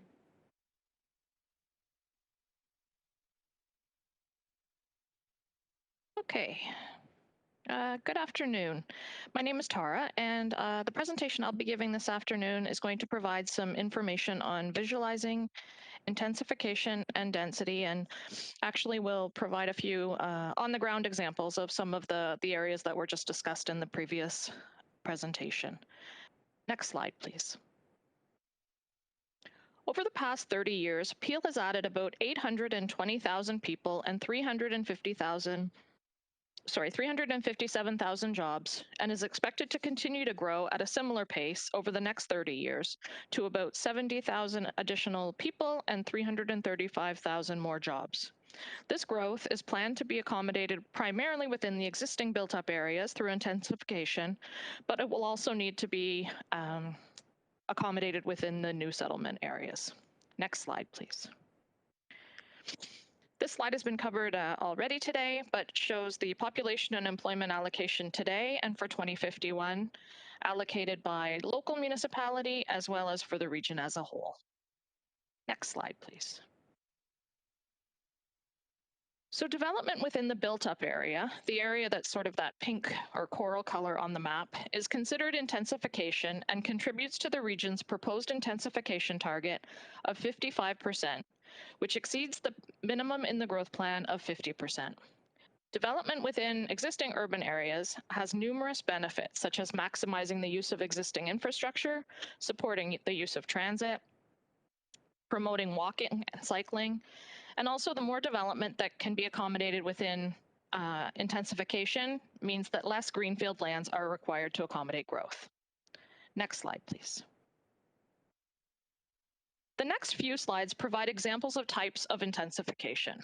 The first one I'll be discussing is infill, which is the development of housing units on vacant or underutilized land, such as surface parking lots, or by replacing, for example, one house with more than one house, or by locating a laneway house on an existing property. So those are the examples on the graphics on the map. The one on the right-hand side shows a large residential property that had some surplus lands and is proposing a third building in order to increase the intensification, or to increase the density through intensification on that property. Next slide, please. The next form of intensification is redevelopment, which involves replacing an existing use with new or additional housing units. This can occur by redeveloping a brownfield site, such as a former industrial site, or a grayfield site, such as an older shopping center, and redeveloping it into residential or mixed-use developments. The example on this slide is the former Imperial Oil site in Port Credit that's being redeveloped into a mixed-use master-planned waterfront community. Next slide, please. There's also intensification through new development, which is on vacant lands that are still within the existing boundary. The examples on this slide show a range of mid, high, and low-rise developments with commercial on the ground floor, as well as a few examples of townhouse developments. Next slide, please. The last form of intensification that I'll be discussing today is adaptive reuse. So that involves converting former industrial, commercial, or industrial buildings into a repurposed use, such as a residential or office building. This particular example is the old Hewitson's shoe factory beside the GO station in downtown Brampton, which has been converted into a business center. Next slide, please. Intensification can happen anywhere within the built-up area. However, there are a few key areas where, through the region's planning, intensification will be focused. The first is the urban growth centers, which are downtown areas that provide a mix of uses and is connected by transit. Within the region, there are 2 urban growth centers, one in Brampton and one in Mississauga. Next slide, please. The second area where we will be focusing intensification in the region is in the major transit station areas. So this is probably a bit outdated, but there are approximately 91 MTSAs in the region that are planned to be developed as high-density, mixed-use, transit-supportive neighborhoods that provide access to the local amenities, jobs, housing, and recreation opportunities. Although the growth plan identifies major transit station areas broadly, as within 500 to 800 meters of the station, the region has been working very closely with the local municipalities to identify the appropriate boundaries of those major transit station areas that keep in mind the local visions for the area, as well as the specific local considerations. Next slide, please. So then we move into the designated greenfield areas. There are 2 categories of designated greenfield areas. The bright yellow on the map is the existing designated greenfield area, and these are lands that are already within the region's urban boundary. About half of these lands in the bright yellow are still available to accommodate development to 2031. The mustard yellow color on the map shows the draft settlement area boundary expansion that was just presented in September of this year. And these lands are to be identified to accommodate growth to 2051. Next slide, please. So now we're going to move on from intensification into density. Minimum density targets are set to manage the amount of growth needed to accommodate people and jobs while still achieving compact development. There are some targets that are outlined in the growth plan for density that are minimum. So urban growth centers, for example, are required to achieve a minimum density target of 200 people and jobs. Major transit station areas vary from 150 to 200. And then the designated greenfield area density in the growth plan is 50 people and jobs per hectare. However, through the region's work on the land needs assessment, we're proposing that overall, the designated greenfield areas achieve a density of 70 people and jobs per hectare, and specifically the new designated greenfield areas, so the proposed settlement area boundary expansion would be at 65 people and jobs per hectare. Next slide, please. Just very quickly, density is measured as the number of people and jobs covering a hectare of land. There's some areas, sort of technical areas of things that are excluded and included depending on where you're calculating, but that's sort of generally the calculation and how it's measured. Next slide, please. By requiring the higher densities in those strategic growth areas that we mentioned before, the urban growth centers and the major transit station areas, it contributes to the intensification targets discussed previously, but also ensures that more people live close to transit, we're efficiently using our existing infrastructure, and results in walkable communities. Next slide, please. So these next slides are actually just sort of a lot of visuals to provide some examples and show you the current 2021 density and the planned 2051 density. So this first one is of the 2 urban growth centers in the region. Next slide, please. This next one provides, again, the 2021 and the Plan 2051 densities for a number of areas of strategic growth areas throughout the region. And you can see some are, not very developed at 2021, but are proposed for significant growth as we move to 2051. Next slide, please. These maps show a visual across the region of growth by community planning area. So the darker colors on the map, sort of the oranges and browns, represent the higher density. And then the yellow, as you get sort of more bright yellow, it represents the lower density. And you can see where we are in 2021 on the left and where we're proposed to be in 2051 on the right. And as you can see, the darker colors are concentrated primarily along the two urban growth centers and primarily along the transit corridors. Next slide, please. The next few slides are graphic representations of densities at 55, 65, and 75 people and jobs per hectare. If you look at the key map in the top right, it represents the yellow dashed area would represent what essentially would be our proposed 3,000 hectares of a settlement area boundary expansion. Density is measured over that entire yellow area or our settlement area boundary expansion. Within that, the red area on that key map identifies strategic growth areas that will be in the new community. So one that we know of at this point is the Bolton GO station, but there will also be future transit nodes and corridors in the new settlement area boundary expansion. And these areas would be where higher density is located.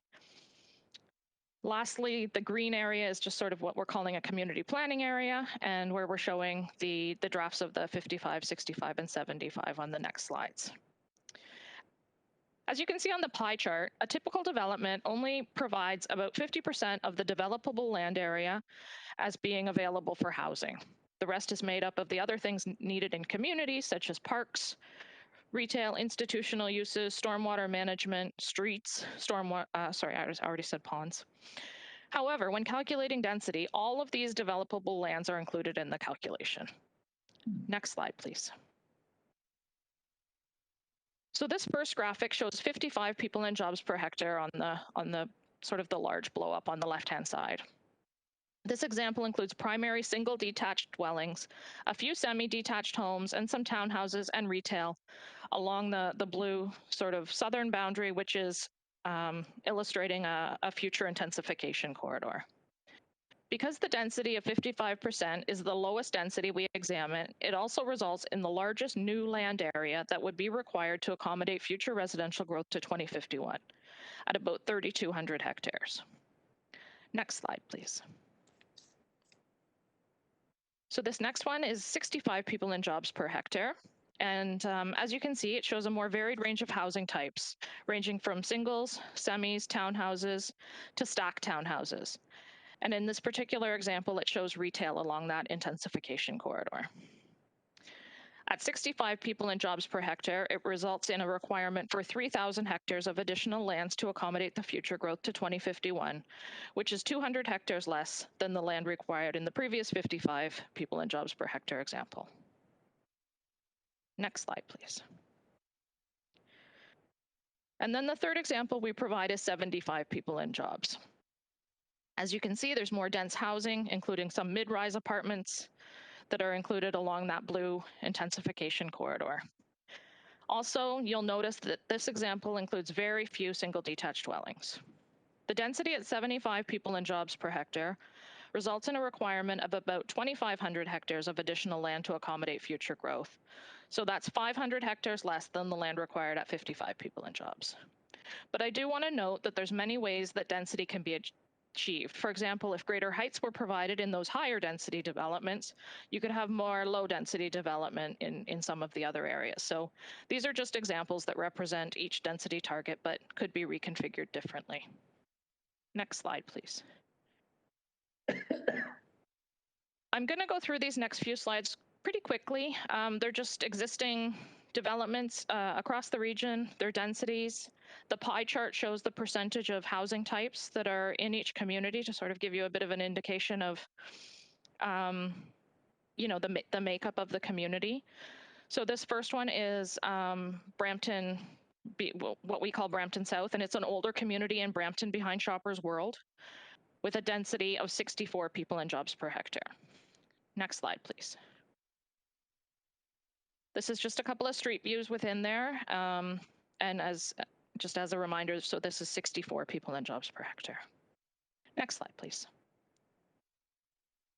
Fletcher's Meadow in Brampton is the next example. And I just want to note that in the southwest corner, the Mount Pleasant GO station is located in that quadrant and is proposed to be a primary major transit station area in the region's draft official plan. So this one is at 76 people and jobs per hectare. Next slide, please. Just a couple of, yeah, I think that was 2, but that's okay. Just a couple of, back there. Just a couple of street views of that particular community at 76 people and jobs per hectare. Next slide, please. Churchill Meadows has an existing density of 85 people and jobs per hectare, and this community has a substantial number of stacked townhouses, semi-detached homes, and a few mid-rise developments at the intersection of Winston Churchill and Eglinton. Next slide, please. Just a couple of street views for 85 people and jobs per hectare. Next slide, please. This is another one in Mississauga.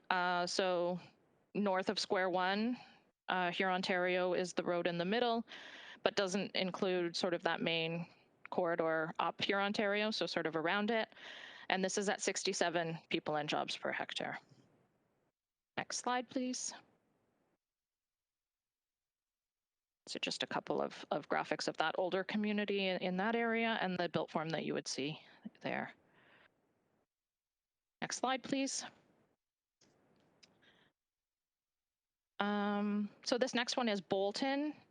You can see the density is showing as quite low, but the area that we're looking at includes that blue area on the map, which is a lot of employment. So our community planning area for this included those employment lands, but those wouldn't be calculated in the density. So that's the reason that this is showing quite a low density at 31 people and jobs per hectare. And if we redid the calculation and really just focused in on the residential piece, I think you would end up probably around 60 people and jobs per hectare. Next slide, please. And as you can see, this is a mix of some newer communities and then some of the older, really large homes in the older neighborhoods in Bolton. Next slide, please. I think this is the last example. So Mayfield West Phase 2, Stage 2, although it's sort of just getting underway, it is planned to be developed at 71 people and jobs per hectare by 2051. Next slide, please. I know I sort of ran through that pretty quick, but in summary, the draft settlement boundary expansion is based on the density of 65 people and jobs per hectare and 55% intensification across the region, which exceeds the minimum growth plan requirements.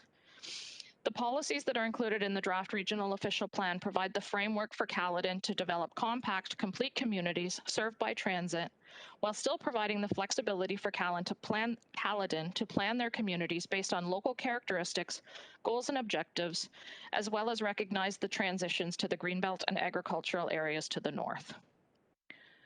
Next slide, please. So that concludes this presentation this afternoon, and I'd be happy to answer any questions. Tara, Mayor Thompson is the first questioner.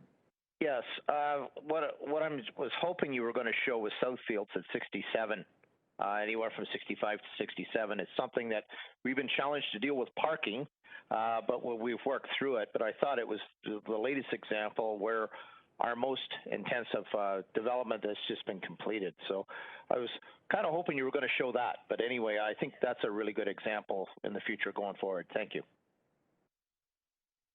I don't see any others, Tara. Thank you very much. I really appreciate all the illustrations. I remember I asked for these, and you did a good job with them. It helps us visualize things much better, and I really appreciate it. Okay. Great. Our pleasure. Okay, Adrian, we go on to our next presenter. Yes, thank you, Madam Chair. So the next item up is our settlement area boundary expansion presentation, and Catherine Dewar and Stefan Grashowitz from Hempson are going to provide that presentation. Thank you. Yep, so I'm Catherine Dewar with the region, and we have Stefan Chechinovic and Craig Binning from Hempson on the line as well. So we'll take you through the settlement area boundary expansion work, which we often refer to as SABE for short. Next slide, please. So SABE makes up one of the PL 2051 growth management related focus areas, along with these others listed on the slide. Next slide, please. The SABE work began with the identification of an initial study area, which was the agricultural and rural area in the town of Caledon. The initial study area was refined to a focused study area, FSA for short, using evaluation criteria based on the current provincial and regional land use planning framework. The findings of an evaluation criteria workshop held in November 2019 and natural environment constraint screening data prepared by Wood Consultants. The focus study area formed the area for which 12 detailed technical studies would be undertaken on. These are listed at the bottom of the slide. Based on the results of these technical studies, a draft conceptual SABE 2051 boundary was identified and released in December 2020. Since then, additional detailed technical work was undertaken and resulted in the draft SABE released this September 2021 for statutory consultation. Next slide, please. So this is the draft SABE that is being presented for statutory consultation and is based on the technical and background work to date. Next slide, please. So relevant aspects of the draft SABE are reflected on draft schedules in the regional official plan, including the regional structure shown here, as well as rural system, strategic growth areas, growth plan, policy areas, and environmental or employment areas mapping. Additionally, the regional urban boundaries adjusted on relevant draft schedules and figures to follow the SABE and to show the lands within the regional urban boundary. Next slide, please. So out of the technical studies completed, several policy theme areas emerged that are listed on the slide. These have guided the development of draft policies for SABE. I'll walk through those on the next slides. Next slide, please. The first theme is develop complete communities. And within that, policies have been developed to require that planning for these new areas considers all the various aspects of what makes and contributes to a complete community. Next slide, please. The second theme is phasing development to 2051 in a logical, progressive manner. And policies have been developed to require that development builds upon available infrastructure and services in existing communities. Next slide, please. Manage growth in a fiscally sustainable manner is the third theme. Policies have been developed to require that development proceeds in accordance with a staging and sequencing plan undertaken to the satisfaction of the region. Next slide, please. Protect and manage resources.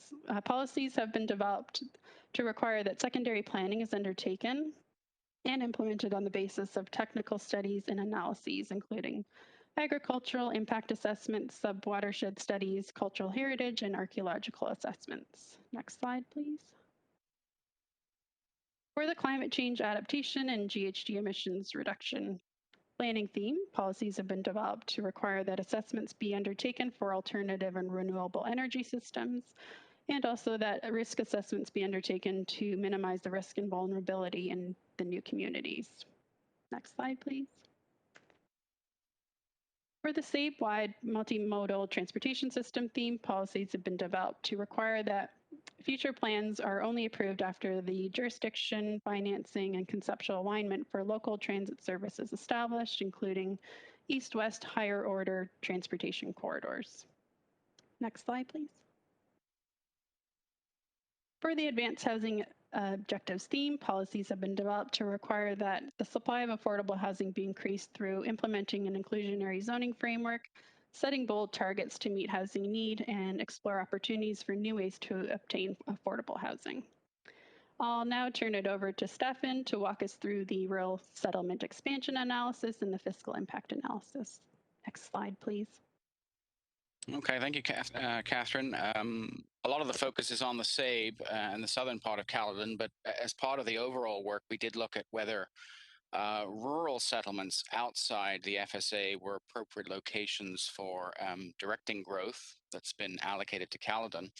And this work was done in the context of several requests for expansion of these settlements. And you can see on the map here, all those numbers represent those requests, including request number 48, which was the subject of a question at the committee this morning.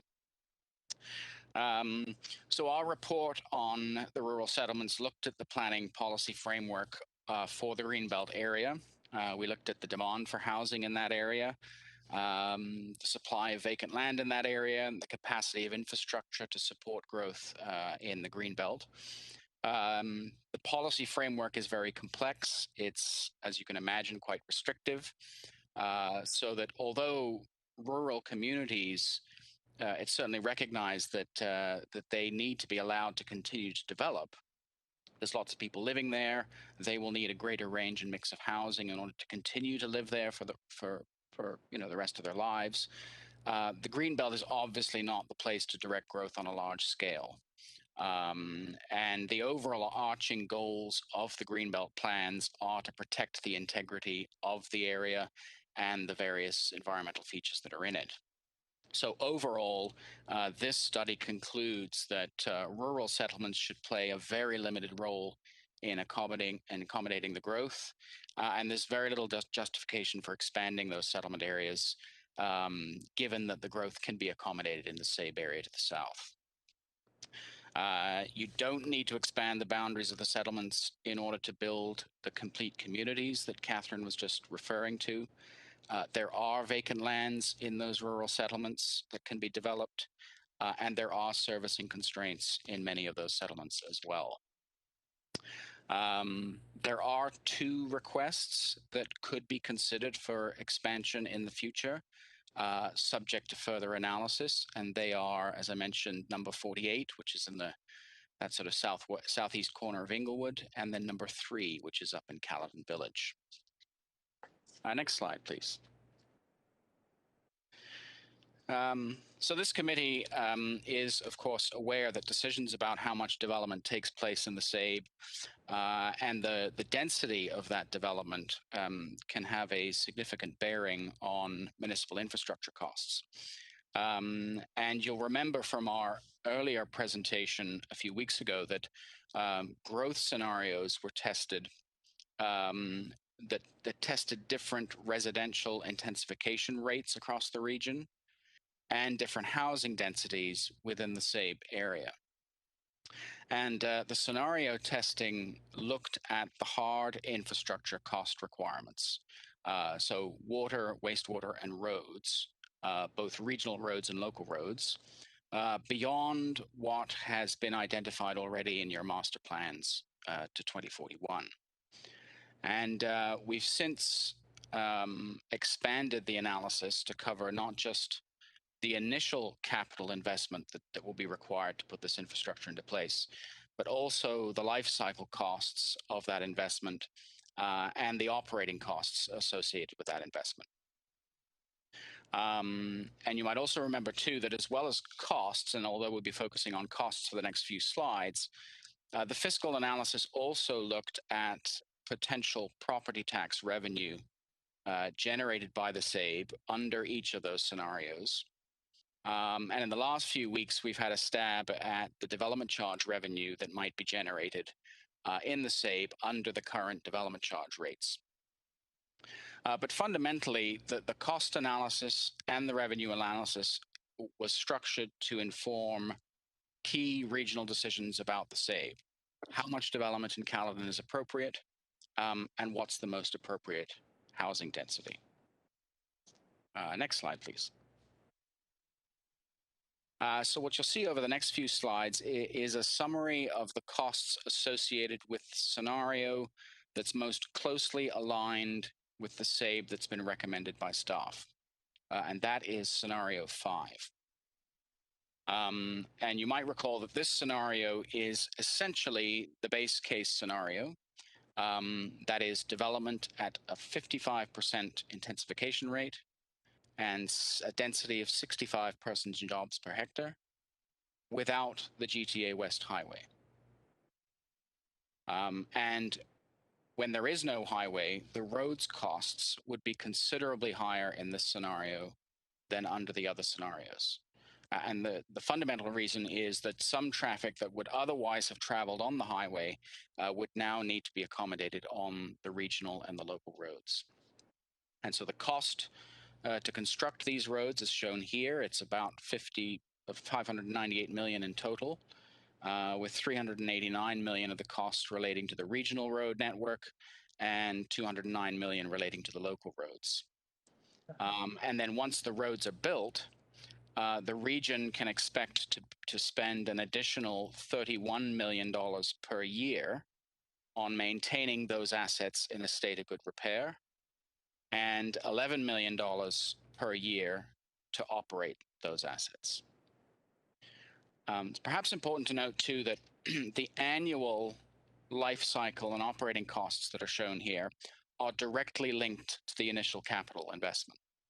So they increase over time as the new roads get built, and they increase in direct proportion to the amount of the initial capital costs. And so it's really quite important when you're evaluating the costs of the different scenarios. It's the initial capital costs that are really driving the differences from one scenario to another. Next slide, please. The cost of the water and wastewater infrastructure for scenario 5 is shown here. These costs are considered to be relatively unaffected by the presence or the absence of the highway, mainly because we're talking about the linear infrastructure here, and the cost to install those trunk sewers across the SABE area is unaffected by the presence of the roadway. And so the costs are for scenario 5 are essentially what they are for the base case. It's about $870 million to 2051, and the majority of it the wastewater infrastructure. And then annual operating and life cycle expenditures by 2051 are estimated at about $17 million per year for water and $26 million per year for wastewater. Next slide, please. So this is just a summary of what you've seen on the previous slides. The costs for scenario 5, just under $1.5 billion in capital investment for hard infrastructure, and an estimated $85 million per year from 2051 to operate and to appropriately reserve funds to manage life cycle costs associated with the infrastructure.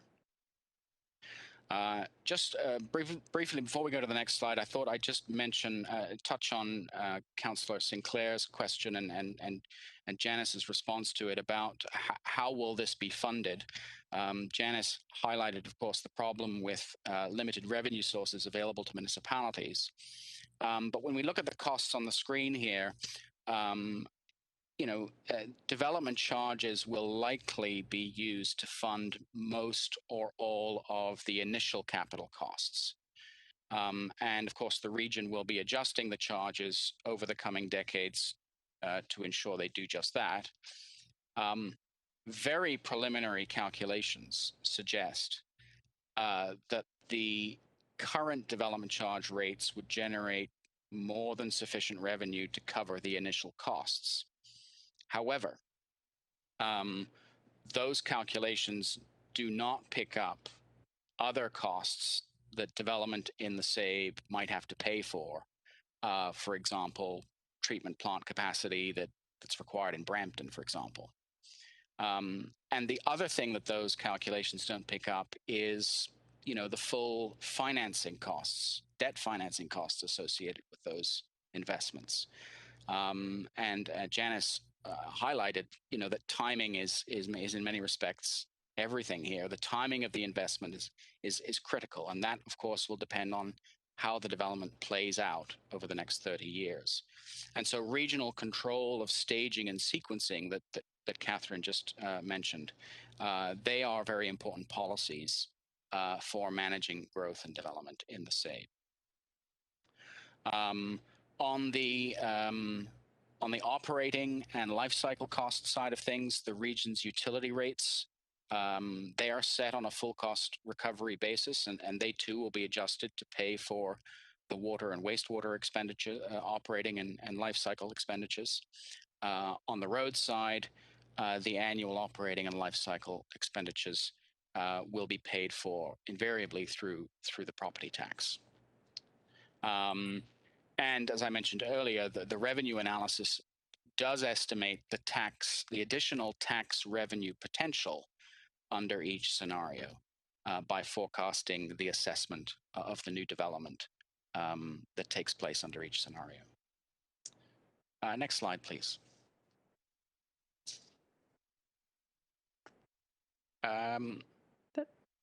Yep, that's me.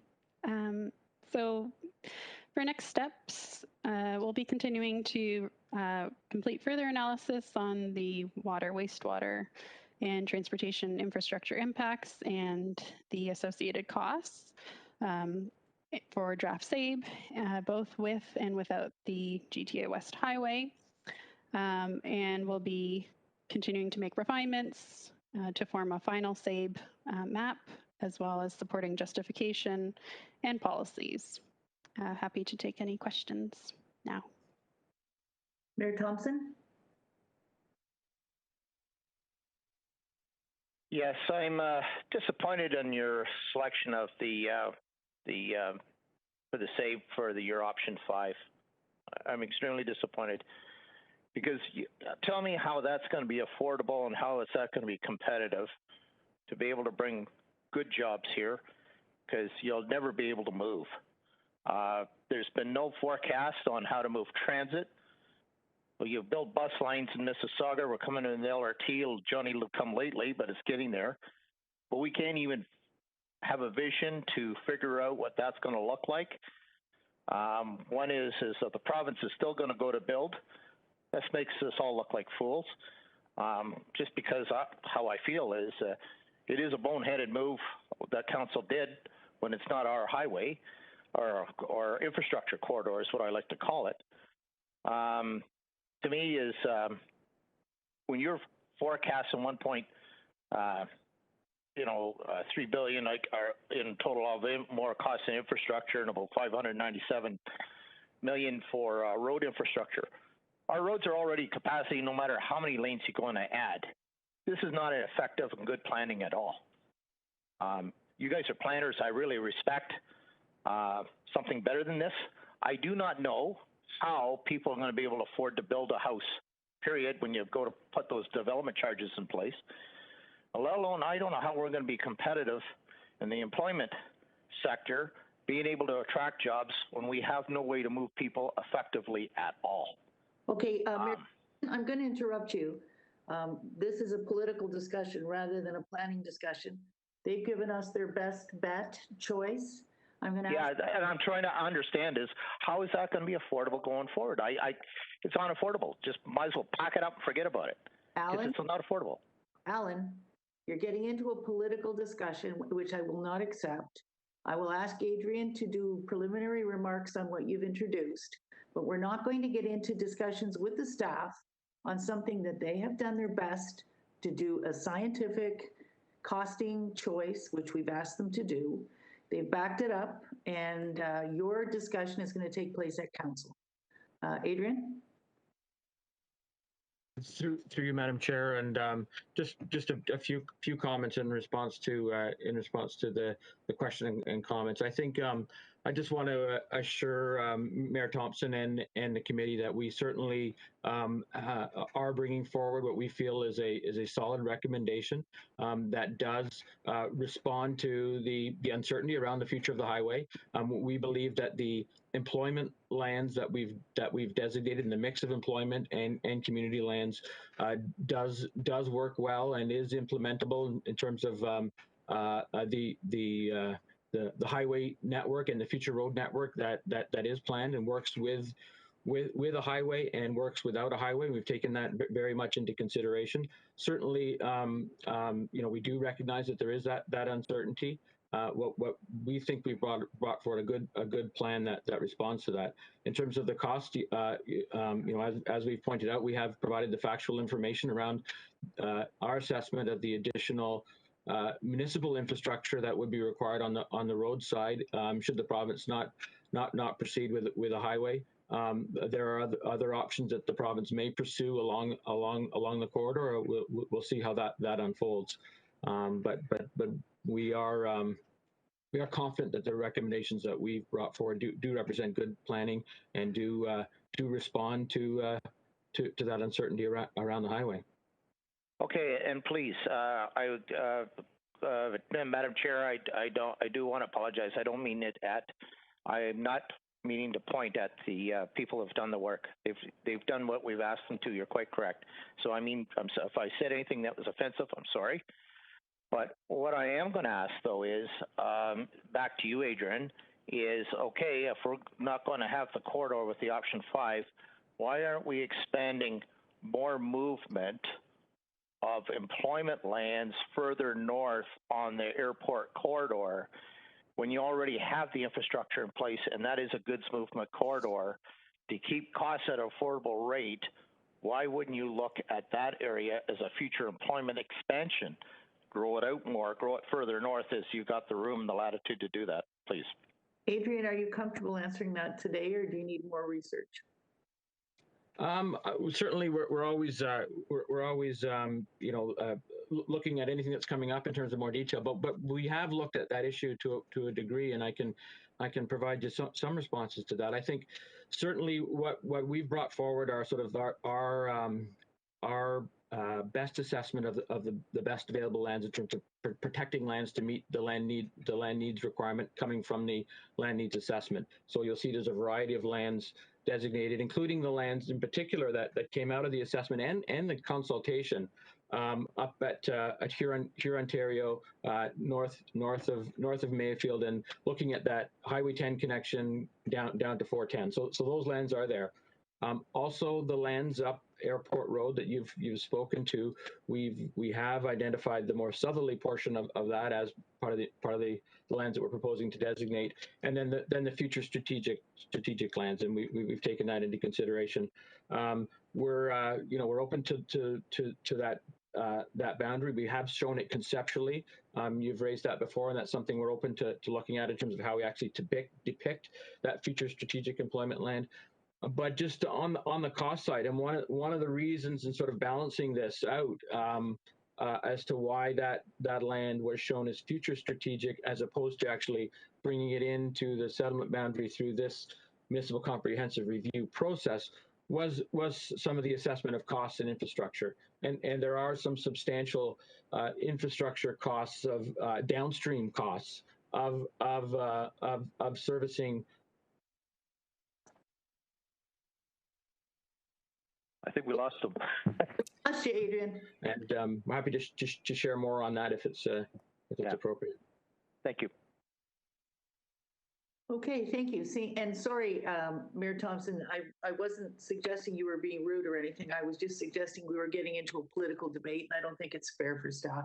And you weren't that at all. You've been worse. Okay, we'll go on to the next section. Thank you very much. So thank you, Madam Chair. I think we are down to the last presentation, which is on housing and including inclusionary zoning.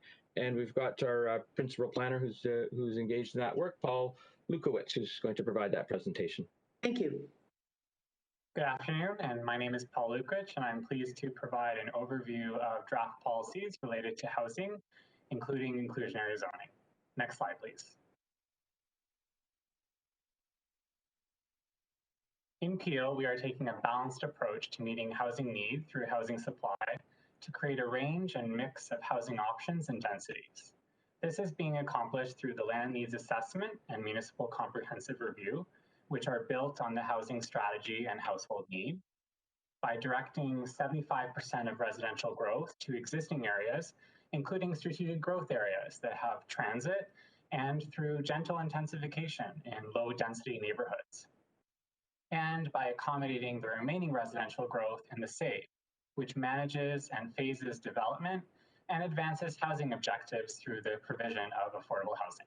Next slide, please. To better align housing supply with housing need, draft policies further efforts to create complete communities and improve housing affordability. Housing targets have been updated to align to a recent needs assessment and the Peel Housing and Homelessness Plan. These include targets for affordability, tenure, and density, and support efforts by local municipalities to plan for a range of densities and affordable housing options so that all residents can reside in a community of their choice. Next slide, please. Policies increase affordable housing. Regional staff have put forward an inclusionary zoning, IZ, policy framework that would require affordable housing in new developments in major transit station areas, which I'll speak to later on in this presentation. An additional approach to increasing affordable housing is to explore opportunities in large developments outside of IZ. Regional staff are working with local municipalities to ensure that affordable housing is a priority in all development applications, to demonstrate contributions towards regional targets and alignment with regional and local policy directions and need. Next slide, please. Regional staff are exploring other new ways to increase affordable housing, including identifying opportunities on regionally owned land, exploring a land banking strategy, and supporting incentives-based programs. Next slide, please. Policies improve the range and mix of housing in Peel. Due to low vacancy rates and lack of rental supply, there are challenges for residents in having enough housing choices. To protect Peel's limited rental stock, policies introduce conditions for when rental housing can be demolished or converted into ownership housing. Regional staff will continue to work with local municipalities to maximize existing rental or encourage new rental to increase supply.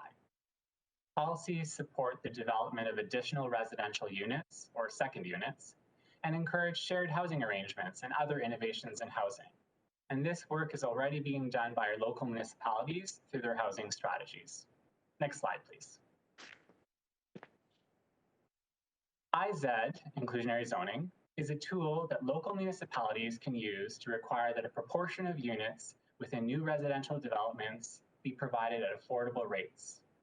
It is only able to be used in protected major transit station areas, MTSAs, or areas with a minister-ordered community planning permit system. IZ cannot be applied to developments in other areas in Peel. A feasibility study of IZ policies was completed by N. Berry Lyon Consultants in 15 areas in Peel, and it analyzed potential impacts of an IZ bylaw on the housing market, including financial viability of developments based on a series of assumptions. Key findings from the study were that a one-size-fits-all approach will not work for IZ and Peel, that IZ is best implemented through a gradual transition or phasing, that strong condominium markets, such as the Huron-Ontario Corridor and downtown Brampton, are feasible for IZ without financial incentives, that there are alternative approaches that may be needed to implement IZ in markets that are not as strong, and that there is low viability of supporting IZ in rental developments. Next slide, please. The province mandates 3 requirements for IZ. The data update and feasibility analysis were presented to committee this past June. The regions retained Urban Metrics to conduct a third-party peer review of NBLC's feasibility study. Through public consultations, In addition to general comments that we've received about housing choices and affordability, we have received specific feedback about IZ, specifically around the need for incentives or offsets to make IZ more feasible, but also from other stakeholders who want stronger requirements for affordable housing. An update on IZ, including the results of the peer review, will be provided in a subsequent report to Council. Next slide, please. I will now provide an overview of key IZ policy directions, which are guided by provincial legislation and the results of NBLC's feasibility study. Local municipalities will determine the local target and parameters based on the unique characteristics of each MTSA. While we are targeting 10% in stronger markets, MTSAs where markets are not as strong may start with a lower target. IZ implementation will transition over time due to market variability and to allow for developers and landowners to adjust to new market realities. For markets that are not as strong, this could include a lower target that increases gradually over time. Policy directions protect and promote rental housing by providing exemptions or reduced IZ requirements for purpose-built rental housing developments, given that we know that IZ is not as feasible in these types of developments. Next slide, please.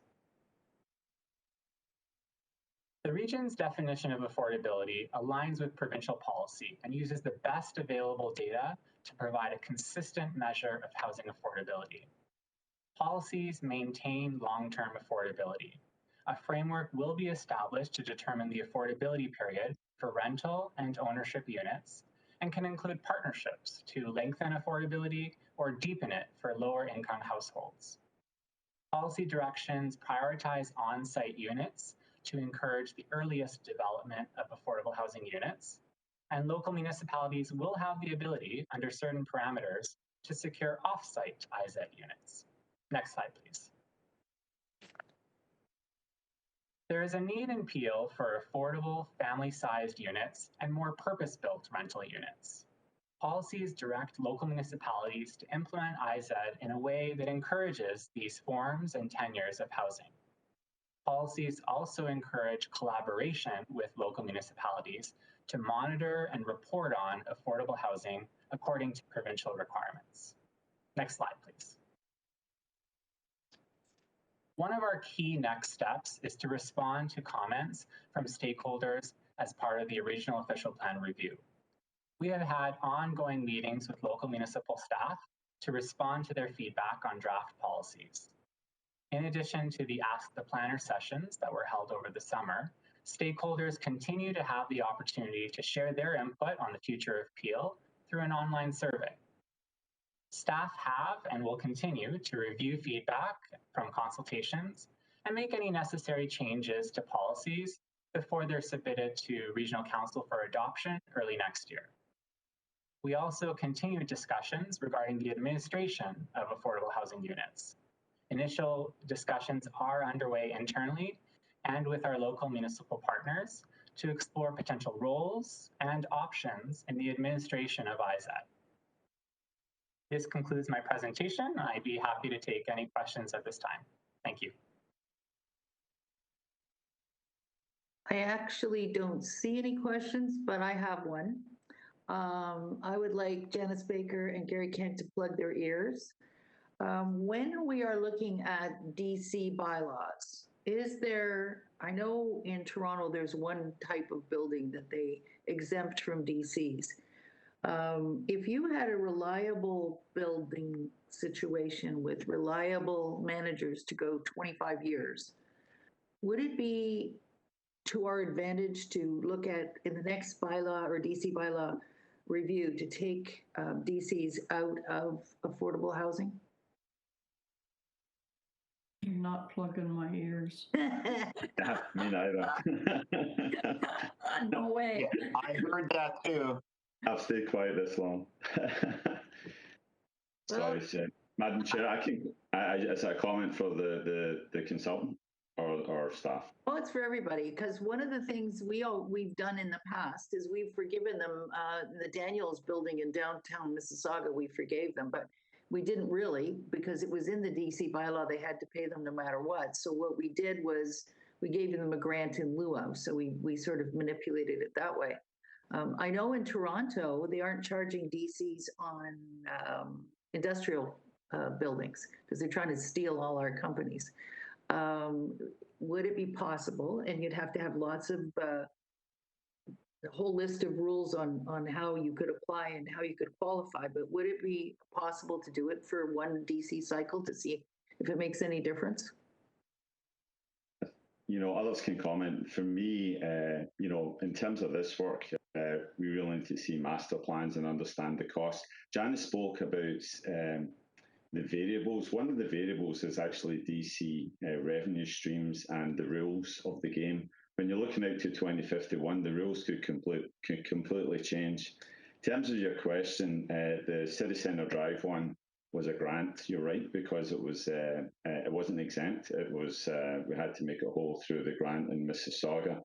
The dilemma, Councillor Parish, is you're trying. The analysis that has been looked at is trying to see how will we pay for this. And as you erode the development charges revenue stream, that becomes a different problem. So you kind of shift it. I wouldn't recommend doing it for a whole cycle, but we could, you know, in fact, I wouldn't recommend it at all. But I do understand how important affordable housing is, and we can certainly do some more work on that. But it's just a big dilemma, because if you're drying up one source of revenue, then you just create a hole somewhere else.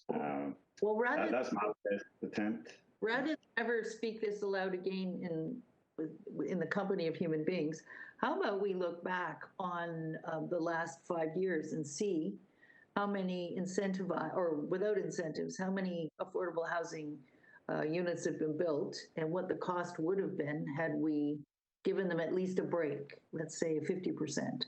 And if you could come up with that quiet little report on that just for me, I would keep my mouth shut if it looked real bad, and I would ask the question if it looked not too bad. Okay, we can dig that out. Good. Adrian? Yeah, I was just going to remind you and remind the committee in response to that there was a discussion a year or so ago at council around this topic, and one of the initiatives that came out of that was the Affordable Housing Incentive Pilot Project, because you know, recognizing as Gary has mentioned that you really need to provide a grant if you're going to forgive those development charges. We developed that program with a whole series of evaluation criteria, and council provided us a budget, a reasonable budget to do that pilot project, and then we had an application process where folks could submit affordable housing initiatives, and it could be evaluated against the systematic criteria, and then we could make decisions about where best to invest that grant money, and how we could get our best bang for the buck, as opposed to kind of a first come first serve basis. So that program is out there. I think there's reports coming on the results of that, and it'll be evaluated, you know, as the pilot project gets tested out and evolved. So that program does exist for council to provide grant investment money, you know, whether you give the grant, you know, through the program, or you give the grant through a DC break or whatever. It amounts to a similar thing anyway. Okay, and Janice? Yeah, I know, I want to weigh in. Yeah, so Adrian is correct. And in fact, that report is coming to council. I believe it's November 11th, actually making recommendations for awarding of those grants. And I forget the exact number, but we're talking well over 100 affordable housing units that will be built as a consequence of that program. I think the one other thing that I will introduce into the conversation, everything else has been said, you know, we are back to the fundamental dilemma of affordable housing, especially social housing. You know, it really is in the realm of income redistribution, and these are programs that should be funded by other tax sources, income tax, sales tax. I mean, we have strayed so in Ontario in particular, because it doesn't happen in other provinces to the same degree. But in Ontario in particular, you know, the provincial government has shifted the burden of affordable housing onto property tax. And so even in the affordable program that we have piloted, and you know, we're going to evaluate the pilot, and then we'll come back and make recommendations to council about its sustainability for the future. If you're putting an incentive in to build a home for someone whose income is in the $61,000 to $110,000 range, because that's where middle income is defined, you're effectively taxing the house of one person who makes $61,000 to $110,000 to incent a home to be built for someone else who makes the same income. You know, I understand the need, and we are stepping in to fill that need, primarily because other levels of government have stepped out. So I think it's a combination of we need to do our part, but we cannot take our foot off the gas in pressure on federal and provincial governments to remind them that these kinds of, you know, very costly incentives to build affordable housing, which is badly needed, is really within their suite of revenue streams to afford to build. It is not within ours. And I think that's the other challenge. And so back to Gary's point about, you know, providing these grants and therefore reducing our DC revenue, but if we still have to build those pipes and roads to support growth in the future, whether it's Mississauga, Brampton, or Caledon, I mean, we made a very significant investment to allow the highest level of density. I mean, I look at downtown Mississauga and it's amazing, but you know, that required a very significant investment in upgraded water, wastewater infrastructure to allow those buildings to go there. So it isn't just the Greenfield stuff, but if we take those dollars out, we don't have, there are very few places we can look to replace those. The only area where council has discretion is what's my property tax rate or what's my water utility rate. So this is, we're back to, you know, Councillor Sinclair's question about how sustainable is that? And I think most municipalities would suggest that, you know, caution is required because fiscal sustainability in the municipal sector is something that, you know, we keep talking about, but unfortunately there's very little being done to actually impact it in a positive way. Well, Janice, I was part of Chrétien's government when everybody convinced him and us to lower social housing and affordable house, mostly social housing, down to the provinces. And the only province that messed it up was Ontario, which I feel badly about it. But yeah, all the other provinces said, yes, it's closer to us. We manage it better. We control it better. And as long as there's some transfer of funds, as you say, based on income tax and other sorts of sales tax and so forth, the feds have a lot of sources of money. But no, it didn't get handled well in Ontario at all, and we're paying for it today.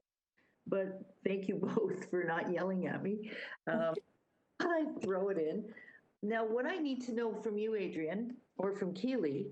Madam Chair? Yeah, where do we go from here? Madam Chair, at the workshop, no directions to staff can be given and no decisions can be made. When the outcomes of this workshop is presented to council, which is next week, it's at that time that directions can be given to staff, resulting from today's discussion. Yep, thank you. I lost my mind for a minute. And I don't intend to give any directions to staff. So this report, first of all, I have to tell you, this is one of the best summaries I've ever seen of months of work, and you guys have done a terrific job. I love the graphics. It's all very clear. As a visual person, it pops out quickly. You can see what the various intensities are going to look like. I really, really appreciate it. Now, does this report in entirety go to regional council? The summary of today's workshop will be presented to council next week. Okay, but not every single page and every single... No. All the materials that were related to the workshop were distributed to all members of council. Okay. Yeah. Okay, I just hope we don't get bogged down, because I'm not going to be very happy if people start reopening all this stuff and asking a million questions, but I guess you can't control that. I want to thank everybody that attended today. Good old troopers. I see Ron Starr still there smiling. Councilor Vicente has his hands raised. Sorry. Sorry, I can't see it because I don't have half a screen. Oh, here. okay. Councilor Vicente has a question. Okay. Thank you, Clerk. Thank you, Madam Chair. I just want to put in a good word for, in terms of the inclusionary zoning file, the idea of how it is that we as a municipality can incentivize the creation of units, not just for 25 years, but in perpetuity. You know, in other places, places in Europe, when affordable housing is created, that benefits the community not just for 25 years, but forever. You may have heard some stories where usually through a benefactor, an affordable community is created, and that has been in place for hundreds of years. And if we're really serious about the creation of affordable housing and recognizing that we are in a crisis, we really have a dearth of availability. And, you know, when we sit down with members of the development community and we ask them about, you know, what is their appetite to provide for affordable units, they always look to us for, well, what are the incentives that you can offer? And, you know, the choices that are available to them, perhaps, I don't know, they're not appetizing enough. And so I would call on staff to bring us options that we can provide that really, truly, meaningfully can entice the development community to build for us, and for that benefit, not just to be present in the community for a short time or for a defined period of time, but forever, because that's really what we need. And if that means, for example, no tax from the municipality, then that may be what it takes for us to get this going. When I think about a property that is either sitting vacant or is not well utilized, and the tax income that a municipality derives from that, and you do a development on there to allocate a significant incentive onto, you know, 10% of the units that are built, you still have 90% of the building that is generating additional revenue for the municipality. There has to be a balance point that we are able to accept that benefits everyone. The municipality covers the costs and provides a benefit for affordability. And so just without giving direction, asking for options to be presented. Thank you. Thank you, Paul. Your heart is in the right place. I think we all think this way, and it's so frustrating right now because of what we're going through. But I just want to get back to complimenting the staff. I think you have done an incredible job. I really appreciate it. You've listened to us on how to present this, and it's just a first-class job. This would do a nice little workbook. It should be bound and published. Very well done. Now, what do we do from this point? We end the workshop. I don't think we need a motion to do that. We just all turn our little screens off. Yes, and so we'll just end the workshop and that's it. That's it. Okay. I'm glad I have you here to keep an eye on me.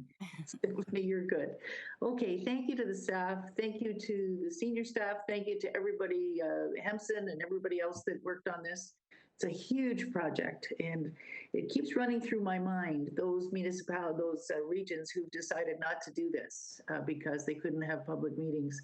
I don't know how they'll ever catch up in time to get it in, and you've done a great job. Adrian, you're a trooper. Thank you very much, everybody. Thanks for everybody who keeps attending. You guys are good, solid counselors, and I really appreciate it.